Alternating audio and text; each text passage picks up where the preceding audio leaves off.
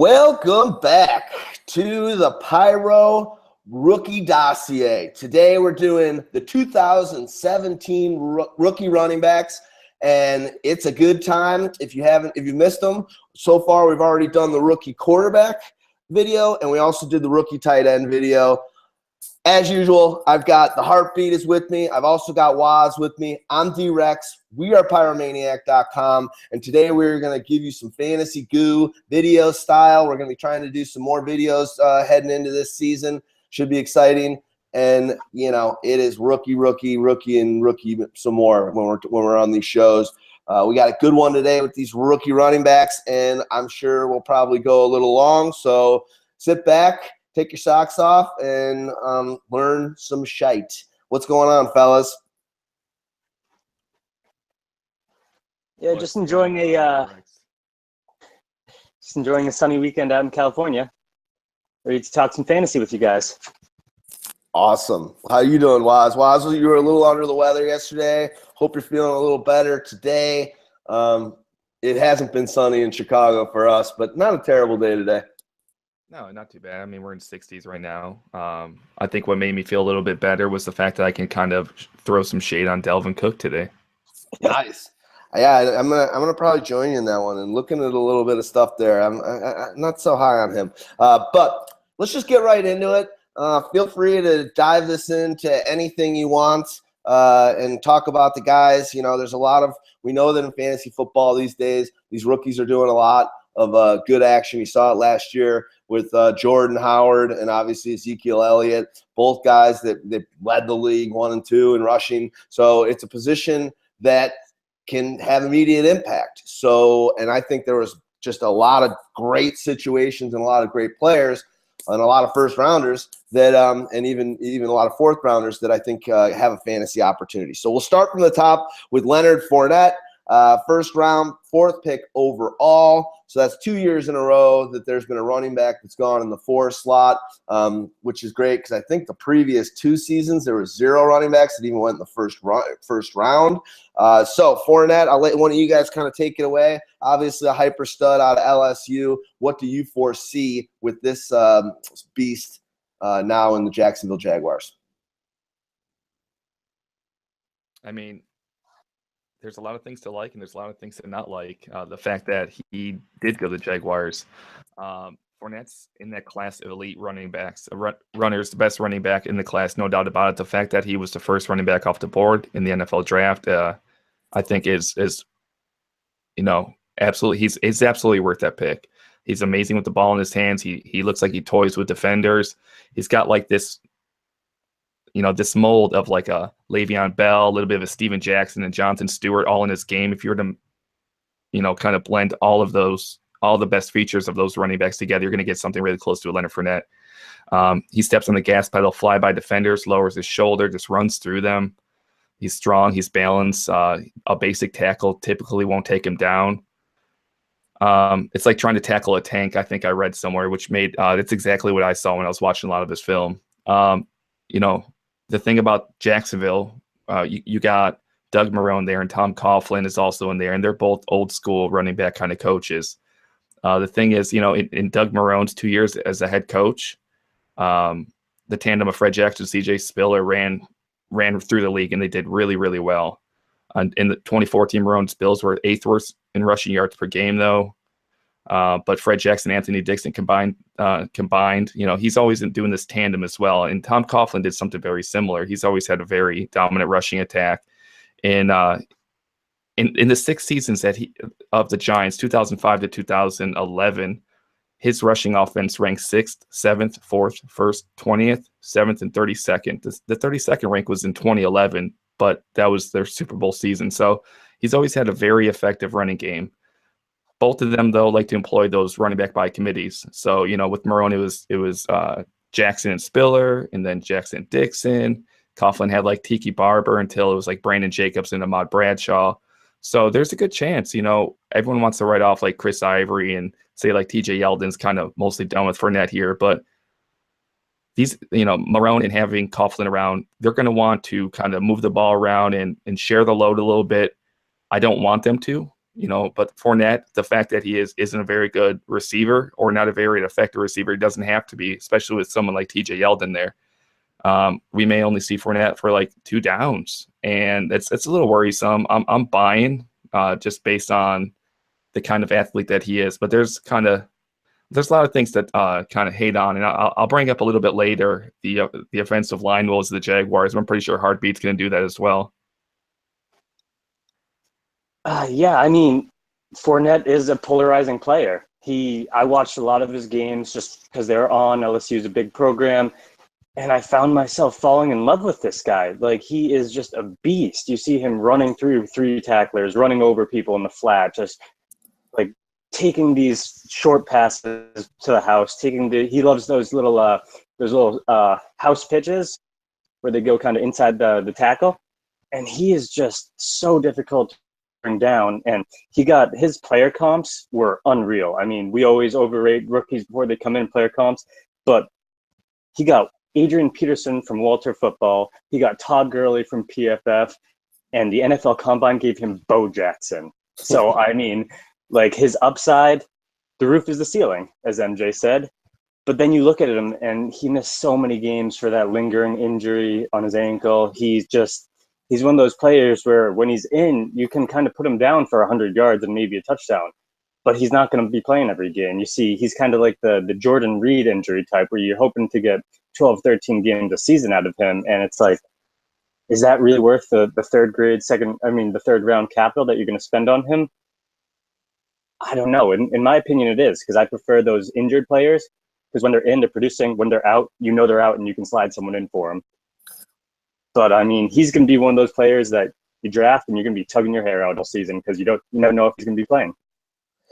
Quick question. Do you think as the time moves forward and we're heading into the drafts in August and early September, do you think that his ADP is going to be going up a bit at the running back position, or do you think he's going to kind of stay where he is right now and this will be for you, Heartbeat, and then I'd like to hear what you have to say about it, Waz.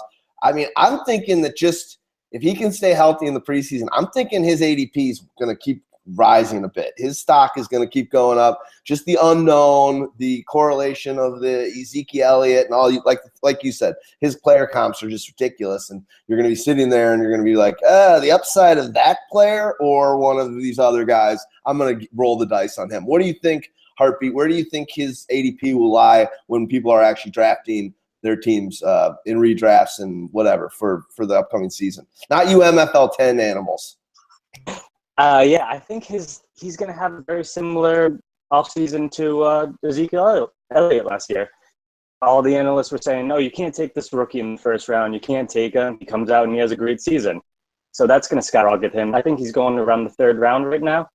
So that's exactly where Zeke was going last year. I think by the time August comes, I think he'll be going ahead of guys like Lamar Miller, those workhorse, or not really workhorse backs, but the feature back who he now has to fight off Deion Freeman in his backfield. So Ryan Fournette could get his 300 carries. And one thing is, he was very injured last year, but in 2015, he was the first-rated player from PFF in the last 3 seasons. So that includes Todd Gurley, that includes Melvin Gordon, that includes Ezekiel, Jordan Howard. So he ranked higher than them in 2015. And he's so good that people are going to bite on him. They're going to bite early. And if you're not willing to give an early second, late first, then you're not going to have much of Leonard Fournette on your team. Where do you think, Waz? No, I think that, that 3rd round valuation is correct. He is going right now. He's actually going before Lamar Miller as it is right now. He's going in between him and Todd Gurley. Todd Gurley's going off a little bit before him. I think it's going to come to the point, though, where a lot of people are going to value him similarly to how they did Ezekiel Elliott last year.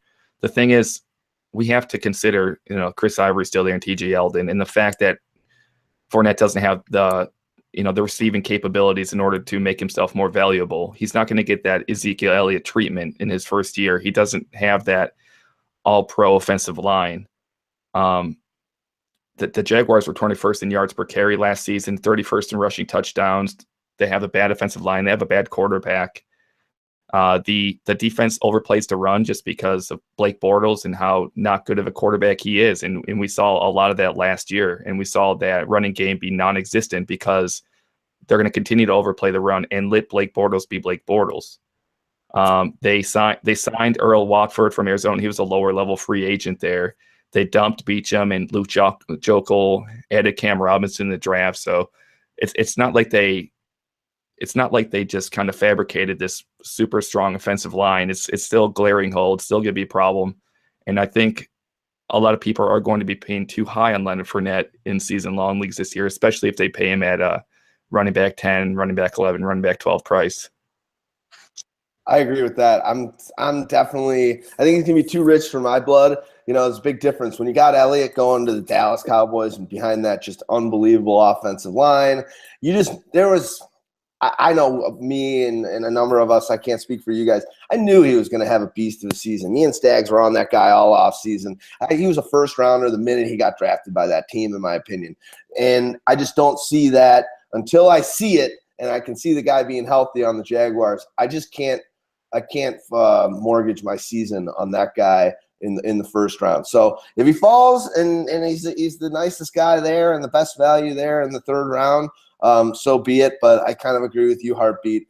If I did have hair, I'd be pulling it out all season. So maybe I'll grow a beard and I'll be pulling out my beard or something like that. But you guys want to add anything else on Mr. Fournette here?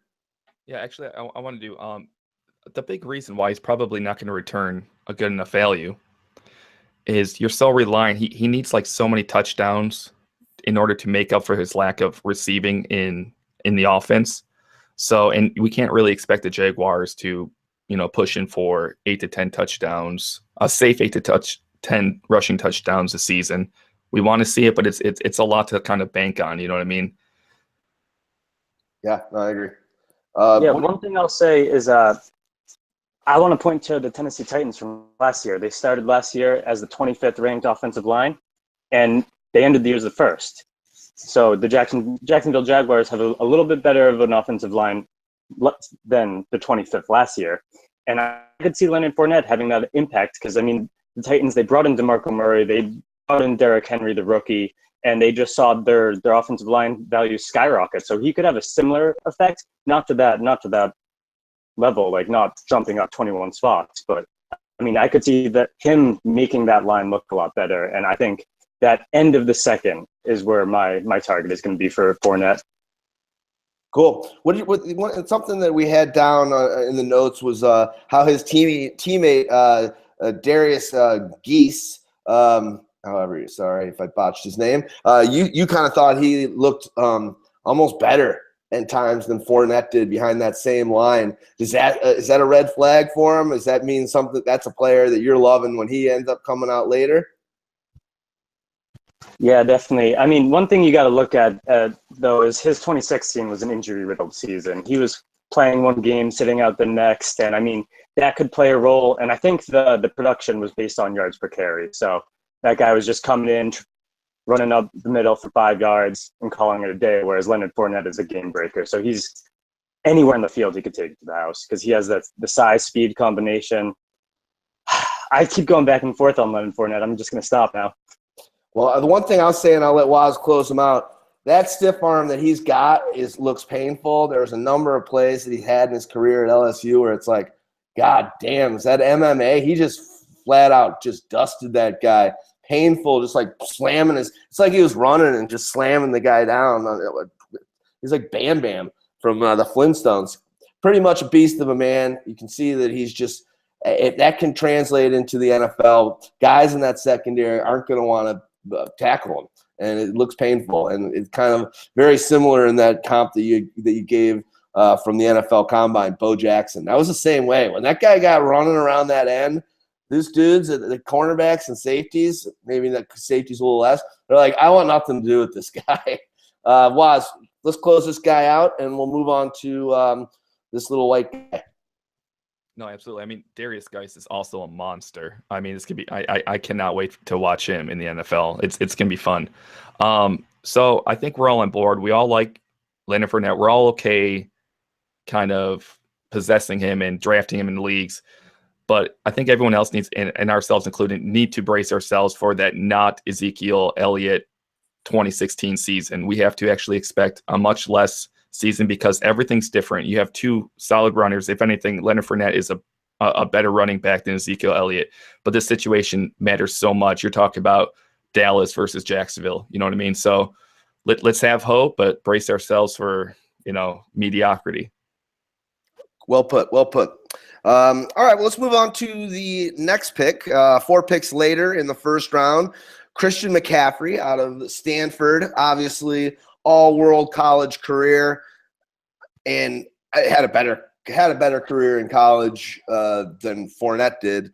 In all honesty, he had the best all-purpose yards season in the history of NCAA football, kind of by a large margin. His all-purpose yards was in one season is 3,864 yards. Think about that. That is unbelievable. That beat the best before that was Barry Sanders, and he beat that record, Barry Sanders' record, by 614 yards.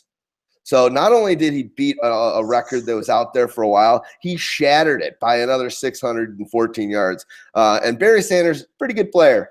So you got to be liking what he can do in an all-around game, and just his skill set is as amazing as it is. And I'm a big fan of this guy.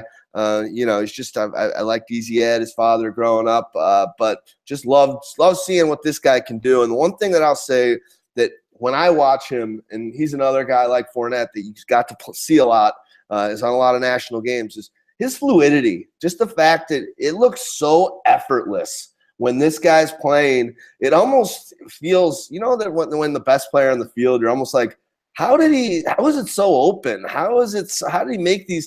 And he's just that good. Kind of a player comp that I like to use that's a totally different position. But Martavis Bryant, when he's playing, he's so fluid. I've said before on the previous Pyro podcast, he looks like he's surfing. He looks like he's every move just looks so natural, and it just doesn't slow him down. Everything is just this beautifully fluid motion with Martavis Bryant. And totally different position, totally different body with Christian McCaffrey, obviously.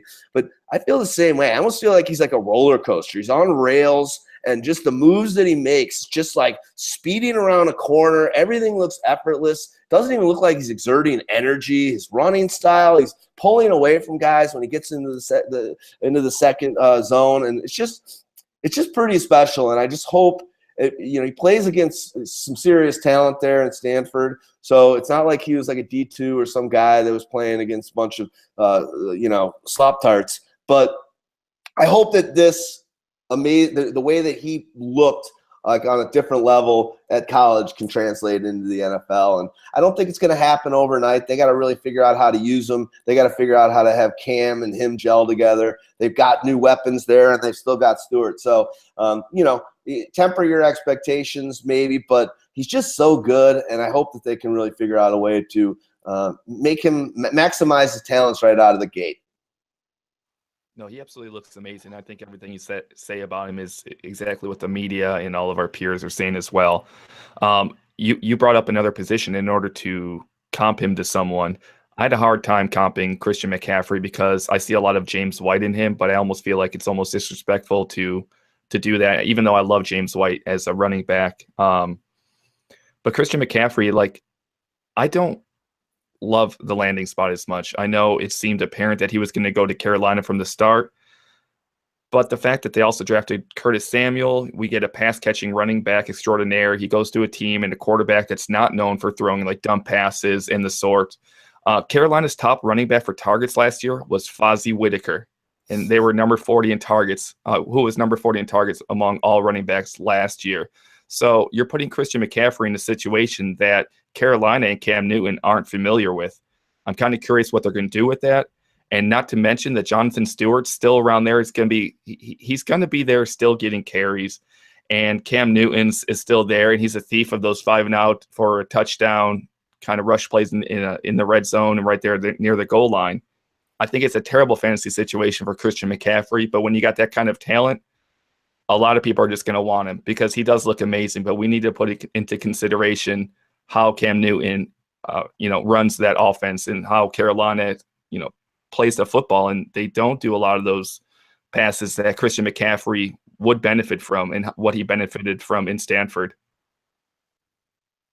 Yeah, I mean, that's really the big question is how is he and Cam Newton going to fit together? Because Cam Newton, in my opinion, he's a selfish quarterback. He's the guy he's like the Russell Westbrook of the NFL. He's the guy that will get the highlight before making the smart play. So, when they're down there, is Cam going to say, let me just dump it off to McCaffrey and he can get an easy first down? Or is Cam going to say, I'm taking this myself. Like, I want those stats. I want to get paid. That's the big question for me. But on the flip side, I think McCaffrey is in Dynasty. I think he's the number one player in this draft class just because he is a running back, and that is a more valuable position, but he's going to be a pass catching running back. So you can project him out to more like 5 years rather than the 3 years you can get from Leonard Fournette with just heavy running style. So, I mean, I think he's going to have a really great career, but it might take a year or two for him to gel with Cam, where Cam's going to say, okay, let me give this guy the ball and let him work rather than me taking it into the house myself. I hope you're right, but I think one thing I do think, I think Cam's a smart enough player that was a real shitbox season they had last year, going from the Super Bowl just down and spelunking into the depths of offensively. And I think that he realizes he can't do it on his own. And they got him some weaponry there in McCaffrey and Samuels. And that's kind of the complaint we always had, that, he didn't really have any really explosive kind of guys with him. So he can kind of turn that corner as a quasi-selfish player. I'm feeling like he can.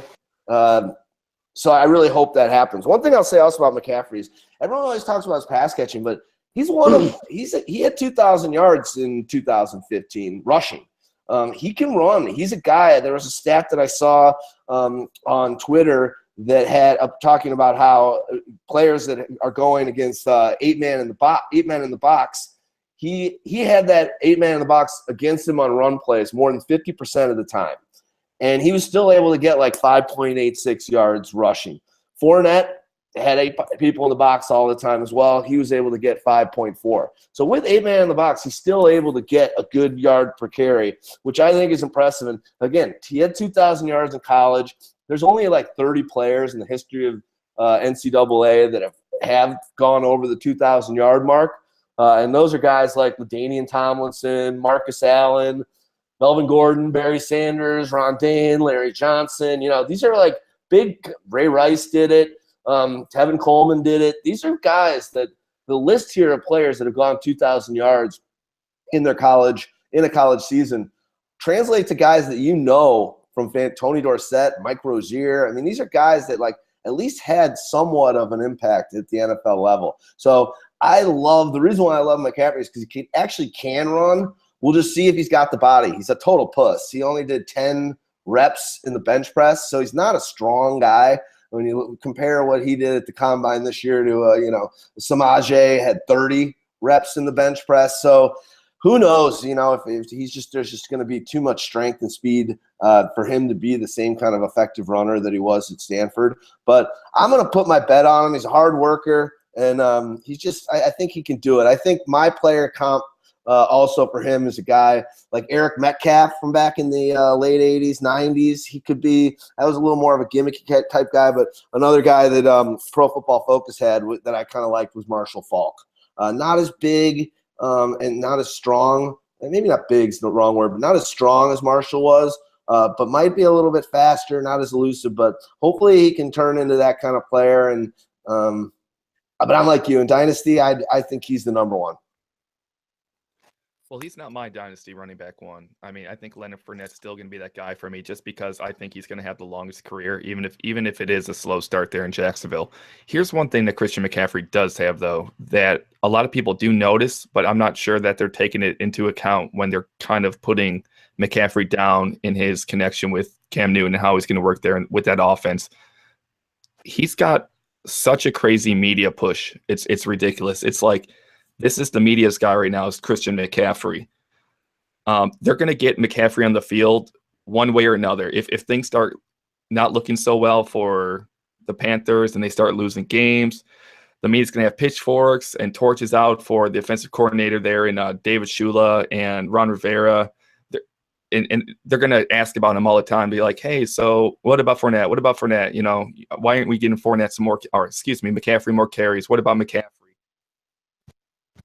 And I think that's the media does matter to the NFL and some of these owners. The owners are going to be like, hey, all the people want this player that we have. And then the owners can be like, why don't you guys play him? You know, the owners don't always understand the game and why certain players are on the field and why some aren't. So, but at the same time, this is hyping McCaffrey to crazy boundaries right now. And I don't think that Christian McCaffrey is going to live up to that hype. He needs that media push. He needs to be like forced into that role. He's got all the talent in the world, but at the same time, I don't like the situation there in him, Carolina. I wish he would have went so many other places, but it seemed apparent from the start that if McCaffrey's there for the Panthers in the draft, he's gone. So I don't know. I think he's going to be fine. I think he's going to get, to start 5 to 10 carries a game. He might get 5+ targets a game in the passing game. He could line up as wide receiver some, but someone like Curtis Samuel, I still think is going to limit his upside one way or another. Same thing with Cam Newton. I think he's going to be a top 12 PPR back.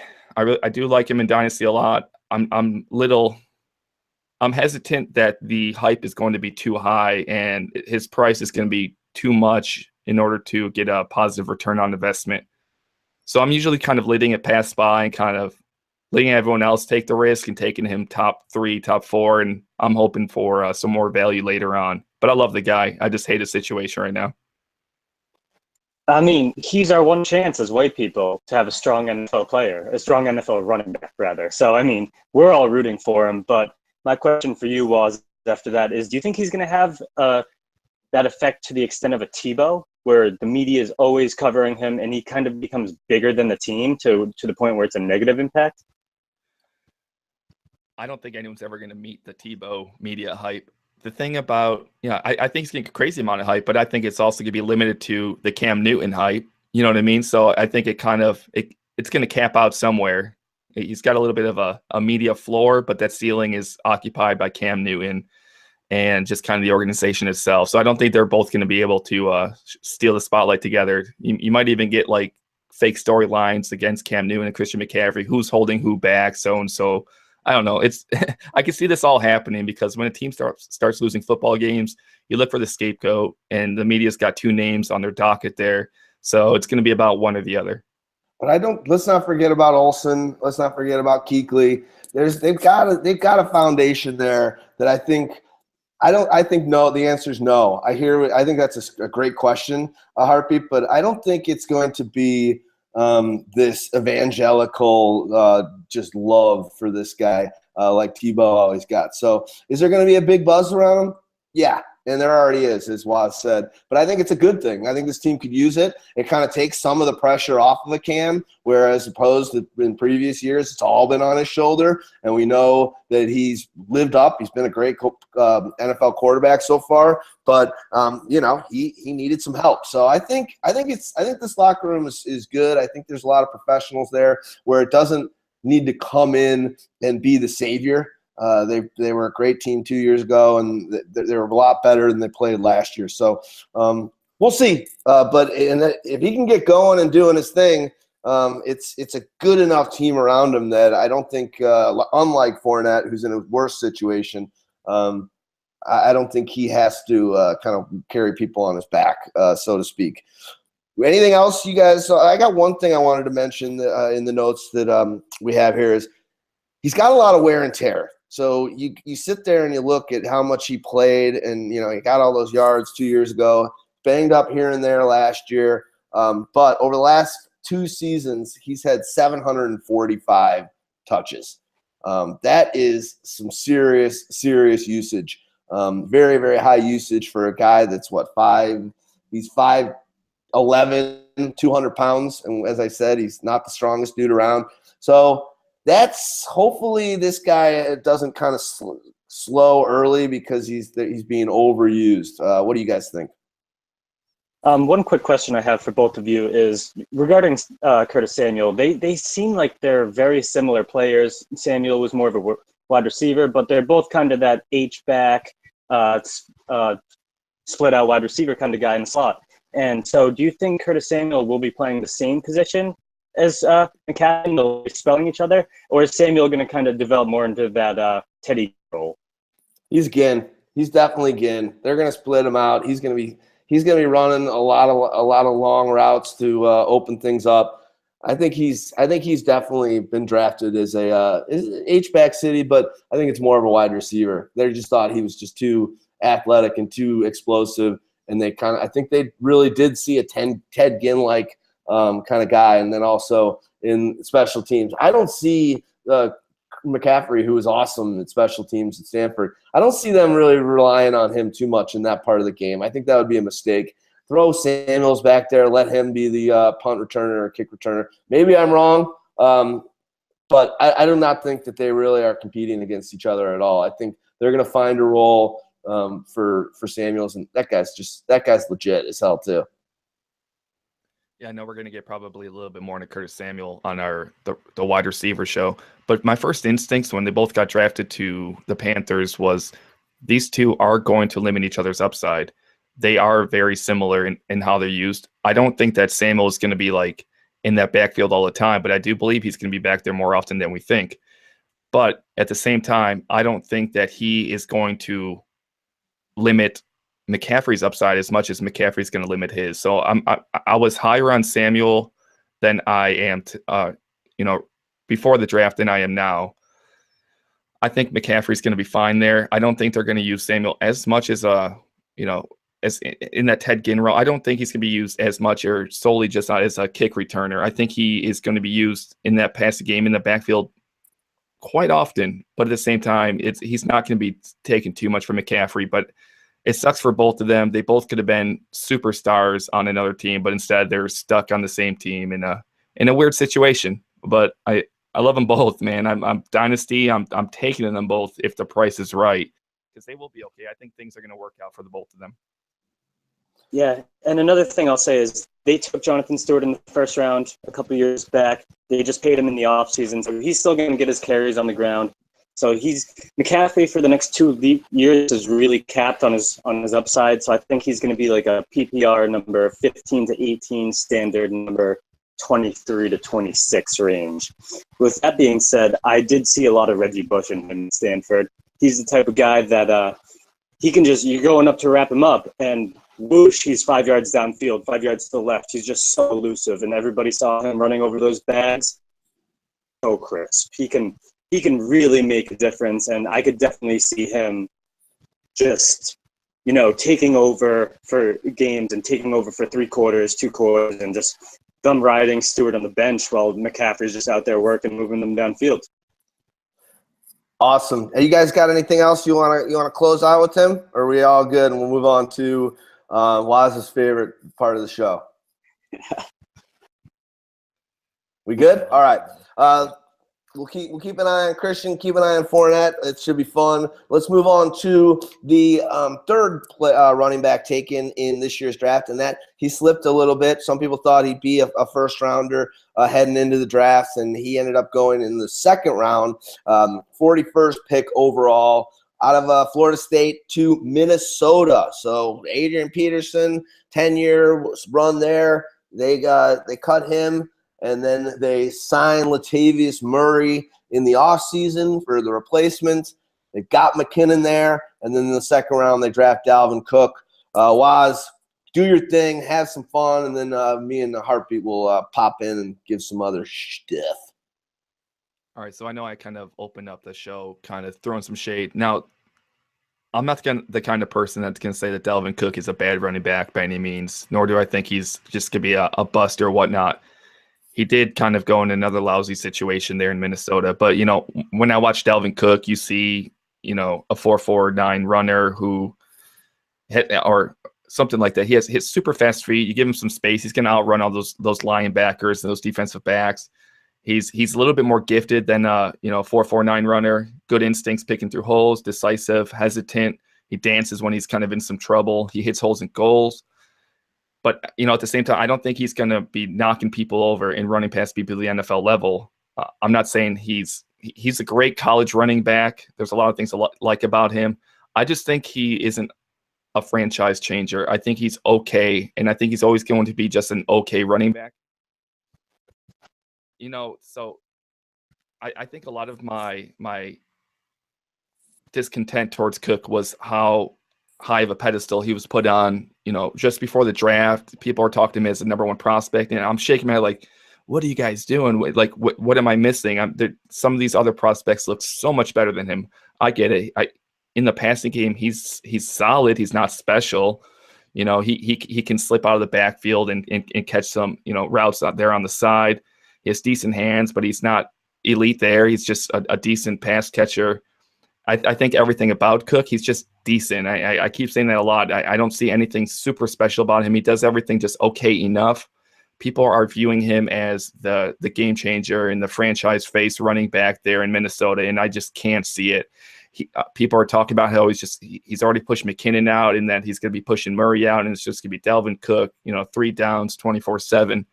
I just don't. I don't think he's going to be that guy. He still fumbles as well. I know we had issues with fumbling with some of our other running backs that we'll discuss, like Deonta Foreman.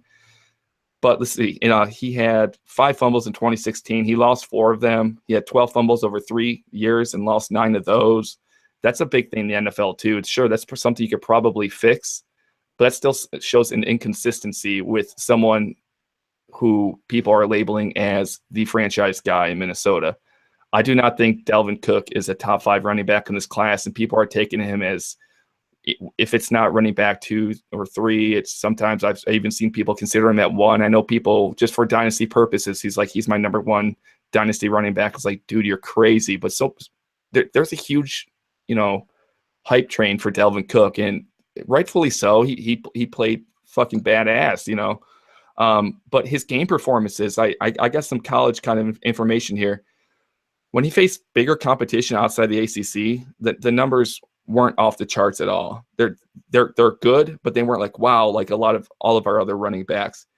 In Oregon 2014, Houston bowl game 2015, he had good games. Ole Miss, Michigan, and 3 games of Florida, he averaged 103 rushing yards per game. That's down about 30% off his other starts, and 0.7 rushing touchdowns per game, which is about half of his normal pace. So when he's facing some stiffer competition, he's just playing okay. He's not like running for 130, 150 yards and 2 touchdowns. It's just kind of like just enough to get by. So, and I don't know. I will not draft any Dalvin Cook. He's always gone in the top 5.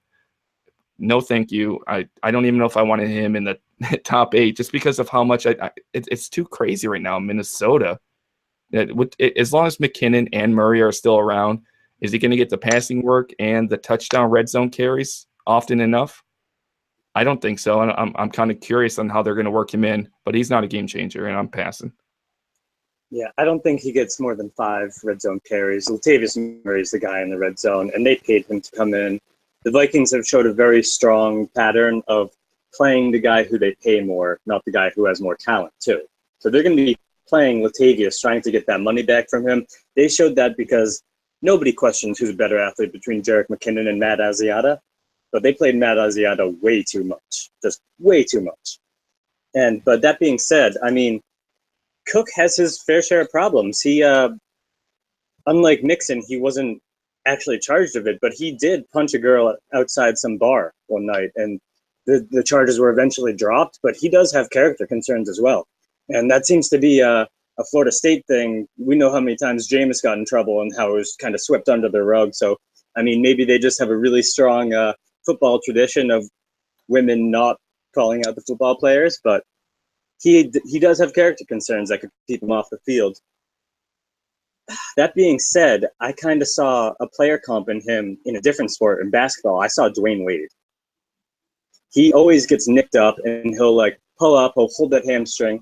Specifically in a game versus Miami last year, he pulled up, grabbed the hamstring, came out for possession, then he came back and got 222 yards on the ground. So he's kind of that like the pull up, say he's injured, and then the defense kind of says, "Oh, he's hampered now. We don't have to pay attention to him," and then he's going to go off.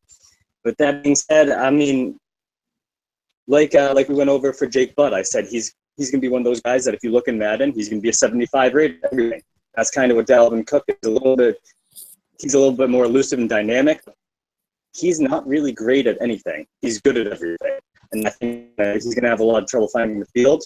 The one upside I see is when he is on the field, Sam Bradford cannot throw more than 3 yards downfield.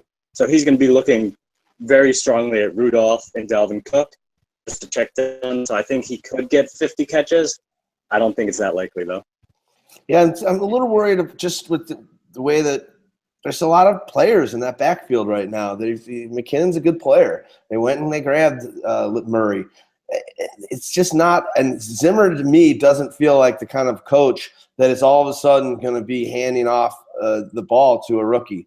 I think that he's going to have an uphill battle getting that playing time, and I think that's the biggest reason for me on a redraft situation to stay clear of him. I just think it's a real crowded backfield back there.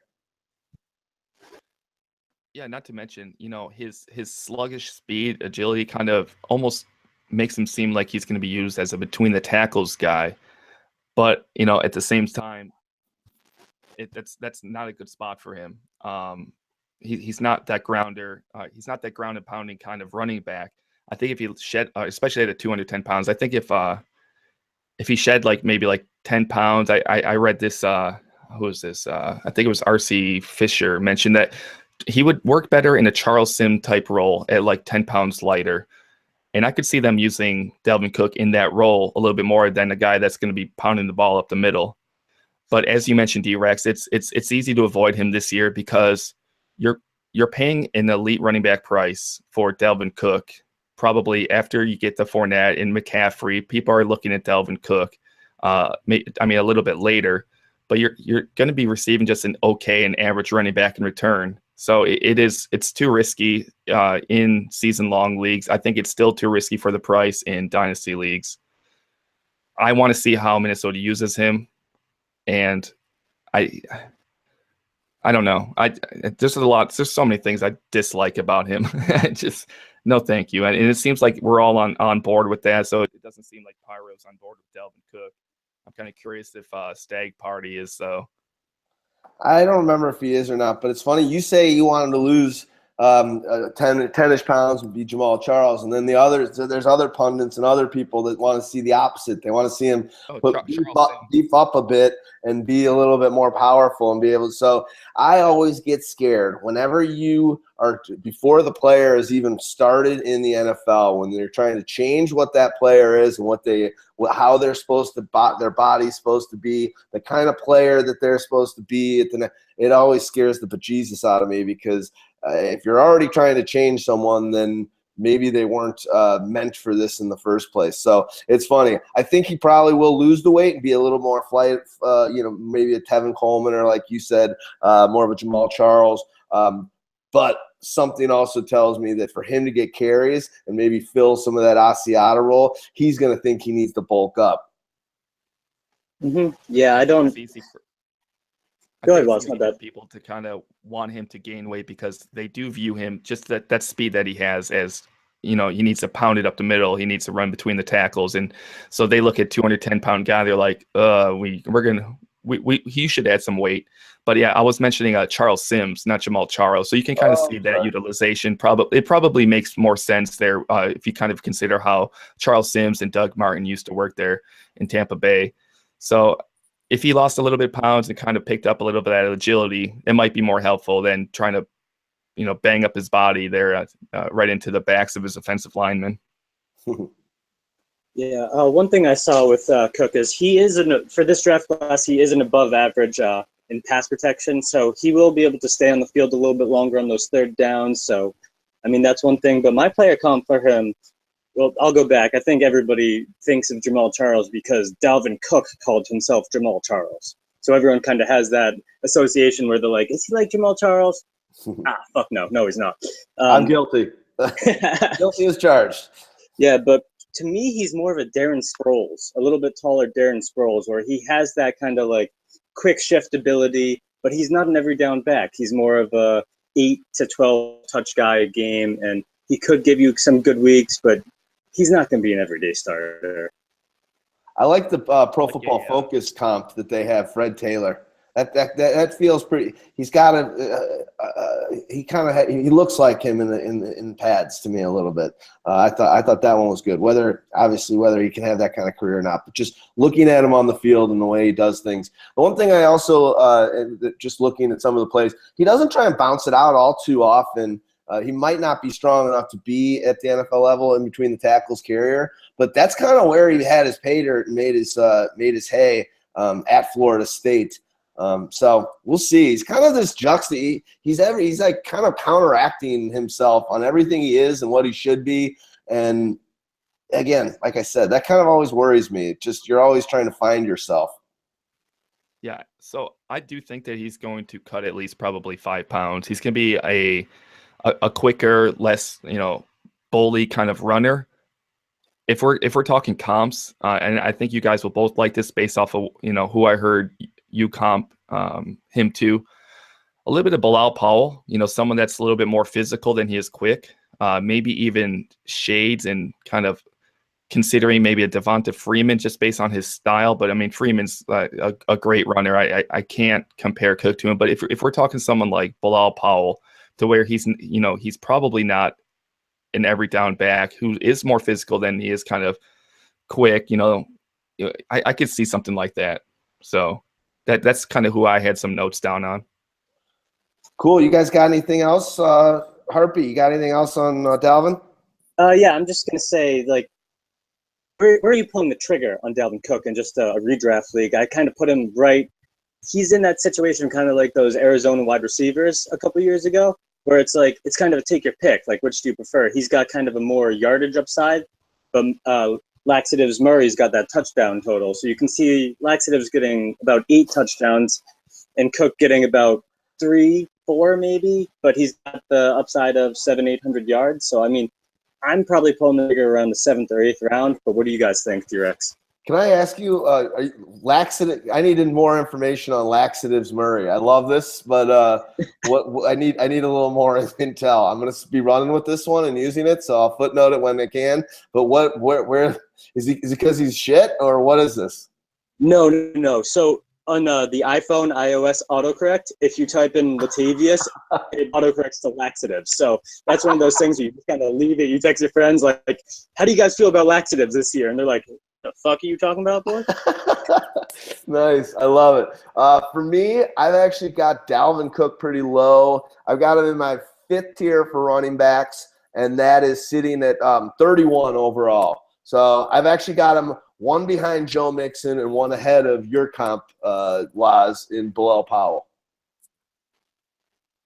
All right, I think if that's everything we want to do, quickly I want to just give a little shout out to some other great resources in fantasy football. One of the things we try and do here at Pyromaniac is open the curtain a little bit, give you guys good other tools that you should use. We like you guys using us, and we know our stuff, but there's a lot of great minds out there in fantasy football community, and there's a handful of guys that really focus on the rookies, focus on the incoming draft, and watch a ton of college football and really have their finger on the pulse of what they've done in their college career, even high school in a lot of regards. And then when they've drafted, it really can help you out for their NFL career, for fantasy football, for dynasty, for all that good stuff. And some of the resources that I like, and if you guys want to throw out any after this, one of these resources is something you guys pointed out to me in the first place. But Matt Waldman, he does the rookie scouting portfolio, and he comes out with this like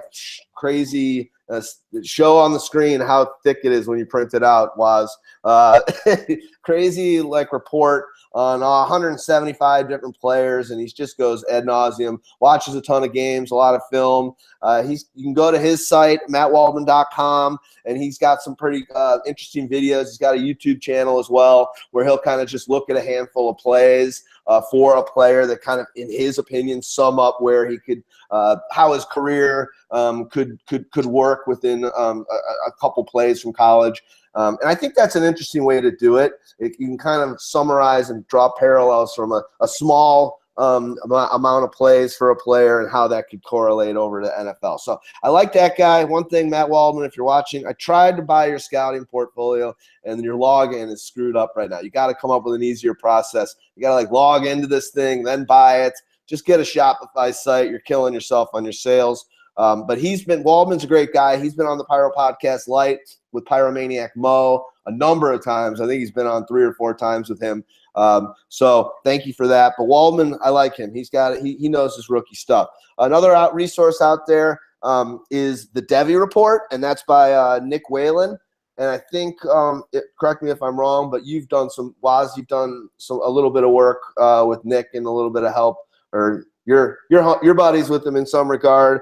Tell us a little bit, if you don't mind, about his rookie kind of prospectus. Yeah, I don't want to take any credit for helping Nick. Nick puts in, I mean, I think he lost months in his every year. He just kind of subtracts months and just devotes it entirely to the Devi Report. I don't think he eats some nights, you know what I mean? So yeah, I mean, I did a little bit like a copy edit work, but he writes so many words. He watches so much film, hours and hours, and he kind of comes up with his, what he sees with these players. I mean, he hit on Corey Davis before it was popular. Not hit on, but he was pretty much telling everyone, hey guys, pay attention to this Corey Davis. So 3 years ago in Devi leagues where we draft college players before they get actually drafted to the NFL, he helped out a lot of people there. Nick kind of watches several games on each player. We're talking about just the offensive quarterback, wide receiver, running backs, tight ends, but it's mostly wide receivers and running backs. He tells us what he sees with them. He kind of projects, how he could be utilized, what his strengths are, what the weaknesses are in a very scout-worthy way. You know what I mean? It's not just basic stuff that you're just going to read an article about. It's very specific. This is how, one cut. You see a lot of different kind of jumps. I learned so much just reading Nick's stuff. So it's very awesome. And at $10 this year, you're doing yourself a service. You're even preparing yourself to hear about rookies that you're going to hear about in 2 to 3 years. So he's watching high school film to get the oncoming freshmen. He's a step ahead of so many people. So highly recommend Nick Whalen's Devi Report. I think it's thedevireport.net. And I believe it was Scott Fish that kind of helped him redo his site and how he purchased or how he sells his Devi Report. So it's really easy. You kind of click in there, make a payment, you're going to get a PDF ready. And just so for you guys out there that aren't as crazy and hardcore on all these subtypes of league formats like Awaz, Devi leagues is like development players where you're drafting them super early and you can store them away on your bench. And like you said, that's something that I believe, didn't Scott Fish invent that? Kind of was one of the first guys ever to be doing leagues a long time ago in that format. So it's cool. Thank you. The third one I'll do, and then let's move on to our next player, Joe Mixon. But the third one is the Orange Report, and that's by the FF Ghost. I think his Twitter handle is at FF Ghost. You can also email him at ffghost@gmail.com. But he's got another report that's solid on the rookies. I think I'm gonna pick that one up today. I think we were talking before Heartbeat jumped on the show today, and I think that's the one I'm gonna buy this year. So I'm gonna check that one out. So use those other resources, find other ones of your own. If you ever have any questions about this, you can reach out to us or Waz is a great resource out there on Twitter. Twitter handle for Waz is at WAZNFL.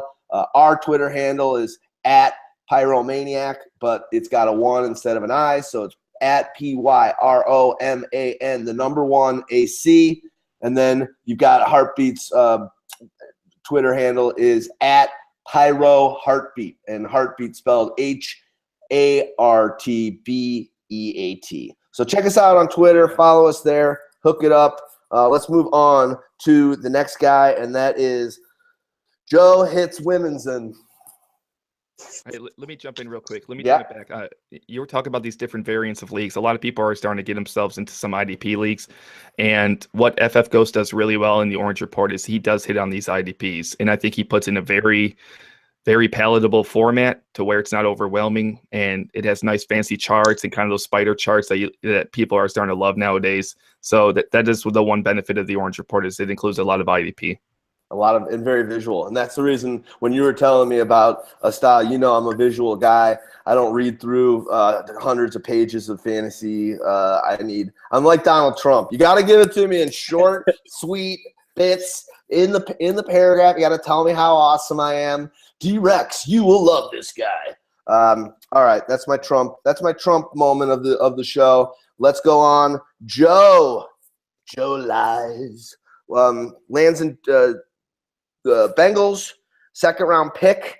People didn't know whether he's obviously first round talent. You had a lot of people that didn't want to see him go this high and wanted him to be kind of penalized. But 48th overall out of Oklahoma and goes to the Bengals. I'll let one of you guys dive in and talk this guy up or talk him down. What's going to happen in fantasy football with this fella? You know, we were talking about earlier, I think Joe Mixon is probably going to be the most Ezekiel Elliott like in 2017. But consider how valuable Elliott would have been on the Bengals with their degenerating offensive line last year. Mixon has a similar skill set. He's a solid B+ talent given his size and speed, but he walks into an entirely different situation. No Dak Prescott, who I'm really high on. No all-pro offensive line. He's got a crumbling offensive line, a team that can't score in the red zone. But, if you knew that from day one he would be the starter, you got to love the hell out of Mixon. But Jeremy Hill's going to be there still. He's still going to be getting carries. Giovanni Bernard is still there, and he's going to be still involved in the passing game. I know Stag Party, I think he threw out on Twitter his projections for the Bengals offense, and a lot of people will be surprised because everyone wants Joe Mixon to be the guy, but Stag Party truly believes, and I'm on board with it, that Jeremy Hill is still going to be a factor in that running game, whether we like it or not. Yeah, I mean, as for the landing spot, can you think of anything in the world that's worse than Joe Mixon going out to clubs with Adam Pac-Man Jones? That is, the Bengals are the one franchise that I did not want to see Mixon go to, because he'd be there for 1 week and then he could be arrested for manslaughter. I mean, like, with all those character concerns, that's the one place I didn't want to see Mixon go. That being said, Mixon is my favorite rookie on the field this year. I think he has, like Ezekiel Elliott, what Ross was brought up, he does have all those tangibles. He doesn't have the pass blocking, though. He only stayed in on shotgun plays. He only stayed in on 20% of those plays to pass block, so he doesn't have that yet. And dealing with Geo Hill, Jeremy Hill's going to get his touches. Everyone hates Jeremy Hill. No one can count on him. But Geo's coming off that ACL surgery. If he doesn't get back into it in training camp, I feel like Joe Mixon could cement himself into that pass-catching role and take some of Jeremy Hill's rushes. I mean, one thing to point out, Joe Mixon, every 3.9 touches, he forced a defender to miss. So he's elusive as fuck. I saw the game tape that I watched. He's just an amazing player. I see so much Jamal Charles in him. And I think if he can stay on the field, if he can kind of live that low life, like stay out of the media, do whatever you want, just don't smoke weed with Le'Veon Bell, I think he's going to be a great player for years to come. No, absolutely. I don't know. A lot of the games, a lot of Joe Mixon's big games that he also had came against the terrible Big 12 defenses, those run and gun kind of offenses. Joe Mixon was having his 100-yard plus rush games against, guys like teams like Baylor, West Virginia, and Texas Tech. Now, when he faced stiffer competition and some of those more balanced, bigger schools, he wasn't as great. Like he didn't look great, as everyone's projecting him to be, and how everyone kind of keeps him on this pedestal against teams like Texas or Tennessee or Ohio State, Auburn, Clemson. Those kind of games were a little bit of more of just an okay games or some negatives.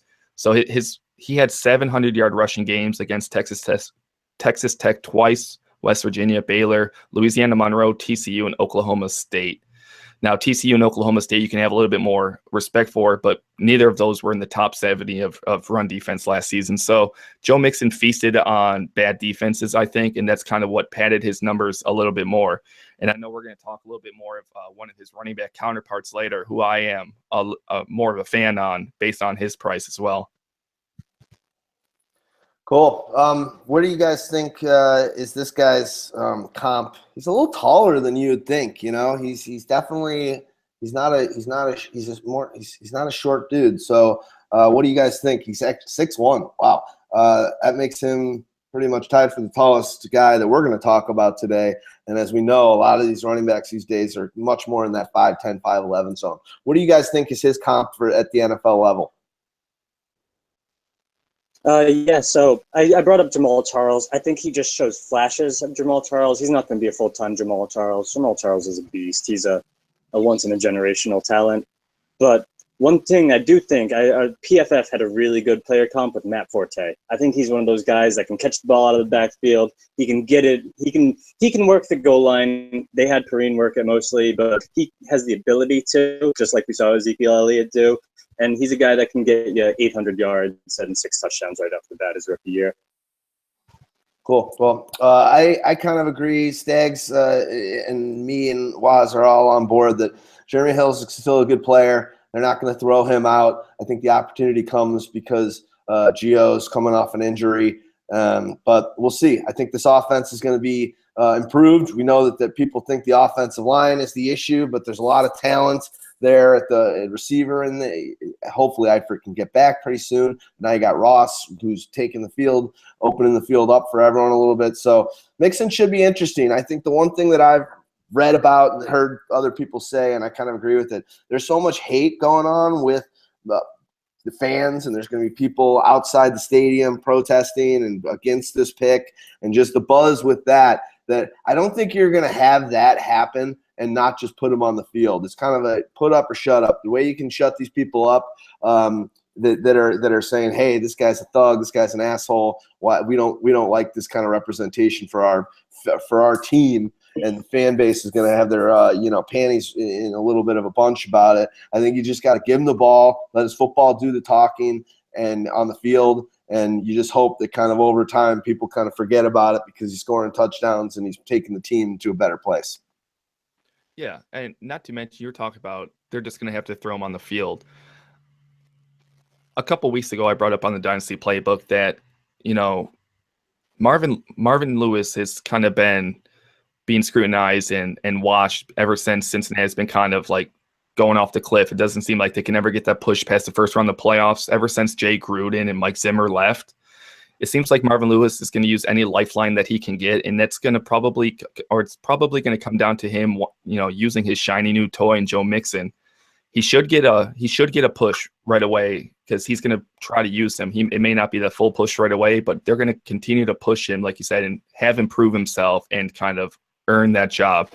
So the fact that Cincinnati's been on a little bit of a decline kind of gives me an okay thought that Joe Mixon will be used sooner and probably with more volume, starting at like day one and even more so later into the season.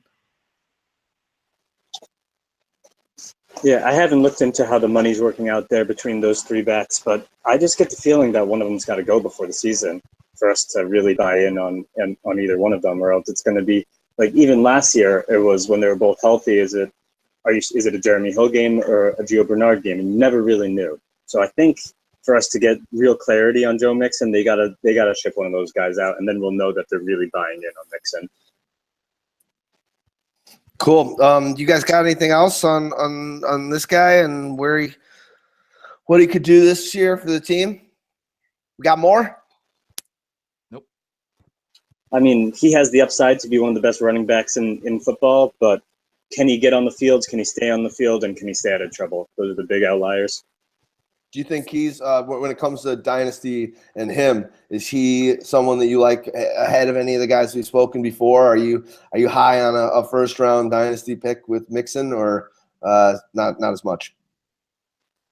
I mean, I'd definitely put him ahead of Cook. We just don't like Cook here, but I'd say you got to look at some of those wide receivers before you go look at Mixon, though. So he's behind the Leonard Fournette, the McCaffrey. I'd say he's behind Corey Davis, and it's going to be a real toss up between. Do you want to go running back Mixon, or do you want to go Williams at receiver? Yeah, you're going to have one of them. If we're just talking about running backs, he's absolutely below Fournette. He's absolutely way, way above Delvin Cook. He is going to be behind, I think. Yeah, I think he's closer to Christian McCaffrey, but someone later that I'm going to talk up Samaje Perine because I actually like Perine more than Mixon as well, just based off of, what you're going to get probably a little sooner than later in Perine than Joe Mixon. So he's probably about my RB4 or 5, which is already too low. So he's going to be gone by then usually. I did get a share of him in an auction league, but that's about it.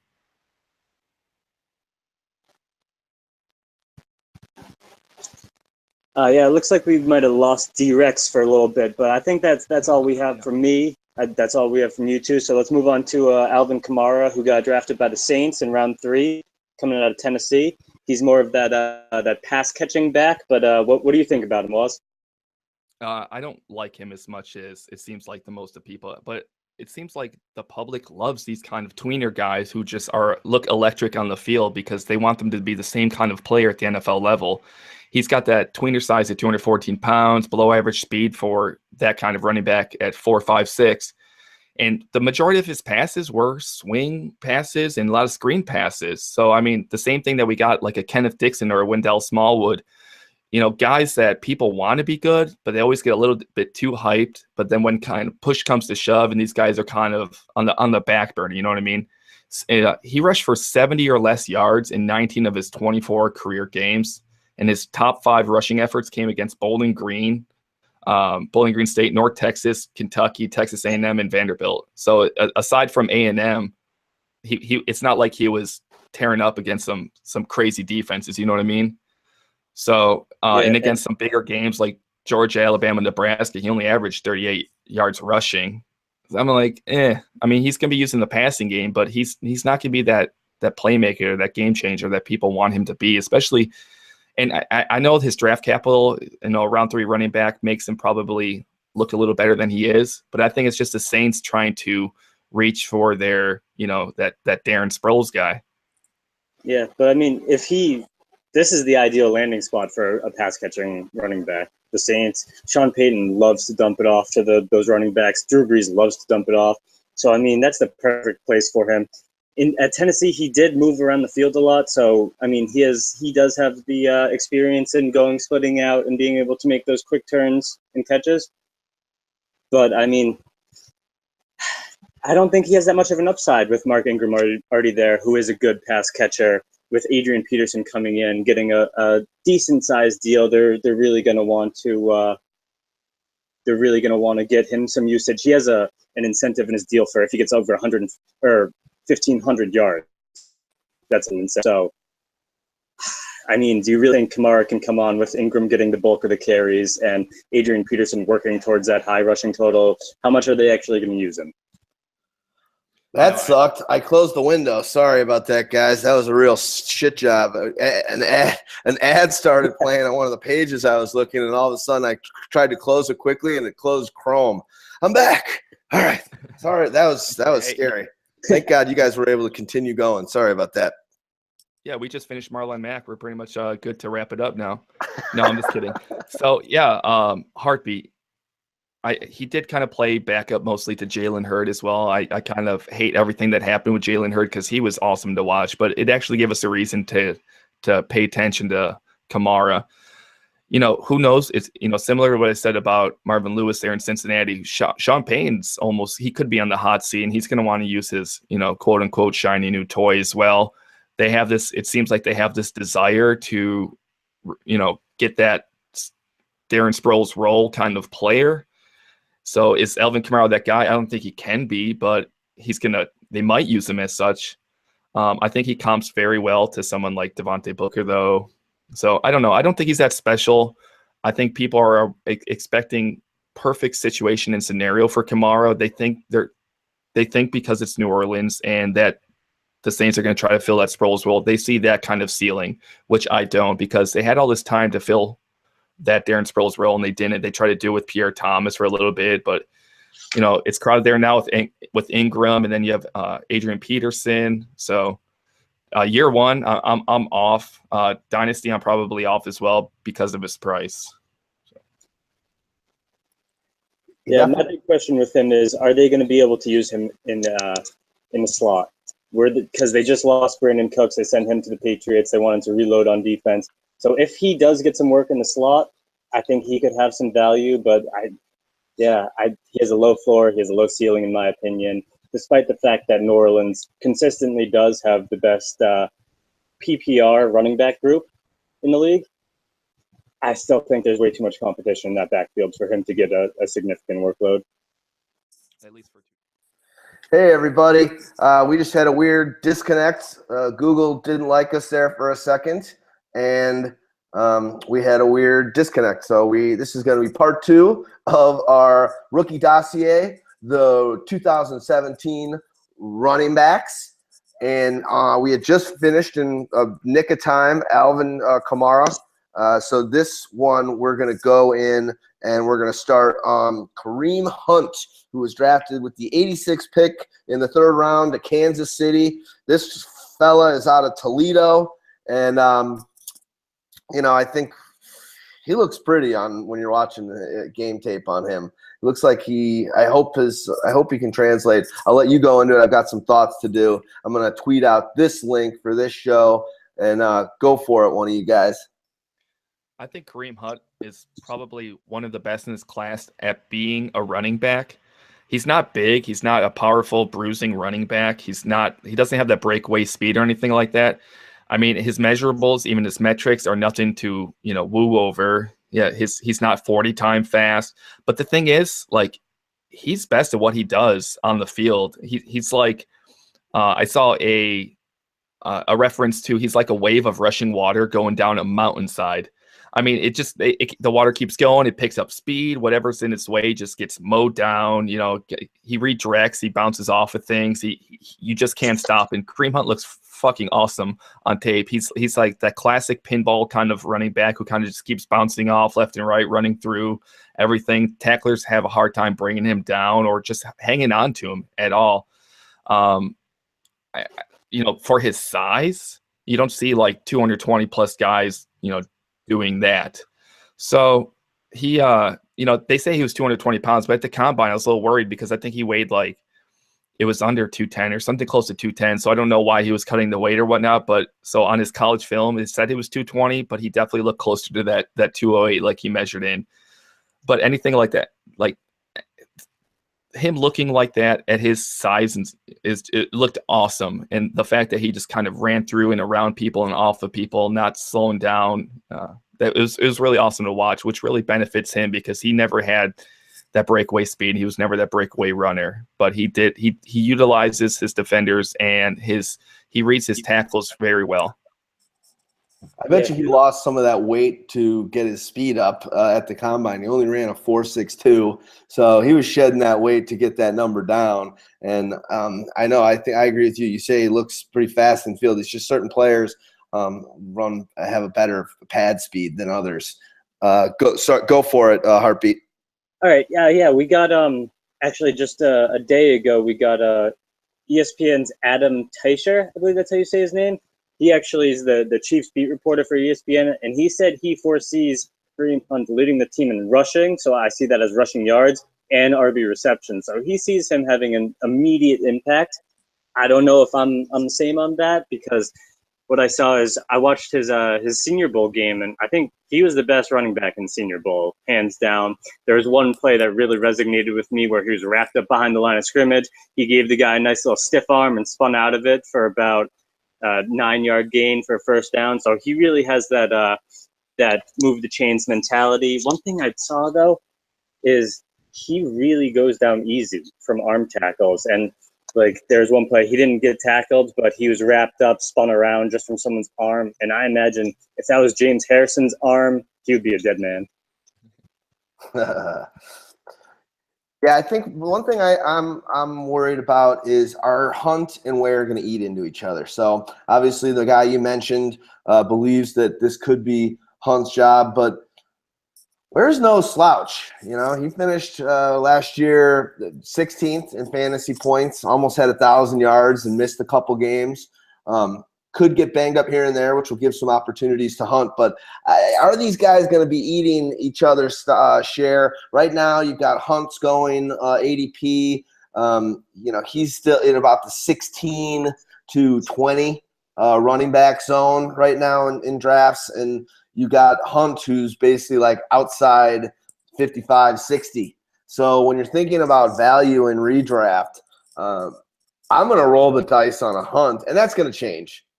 news like what you just mentioned, an off season, a buzz for Hunt, which is already happening since the minute he went to that team playing for Reed. He's going to keep moving up. But Ware's always going to be ahead of him. So I'm going to take the second side of that and hope for the upside of a Hunt. But at the end of the day, if these guys are eating into each other and taking away there's no clear number one, and they go by committee, so to speak, that worries me. It's not a big deal, but they also signed CJ Spiller, and they still have Charkandrick West. There just seems to be a lot of running backs back there that are maybe going to eat into this. Last thing I'll say, and I'll let you guys go on Hunt. Something that's amazing about him, he had at Toledo in his career, he had 723 carries, 0 fumbles lost.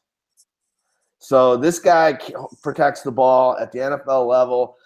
That's a huge thing for a lot of coaches. If you keep on losing the ball, I don't know what Ware's fumbling numbers are off the top of my head, but this guy holds on to the ball, so you don't have to worry about him in that regard. Yeah, I mean, I totally agree with everything you guys say. At first, I wasn't cool at all with his landing spot here in Kansas City.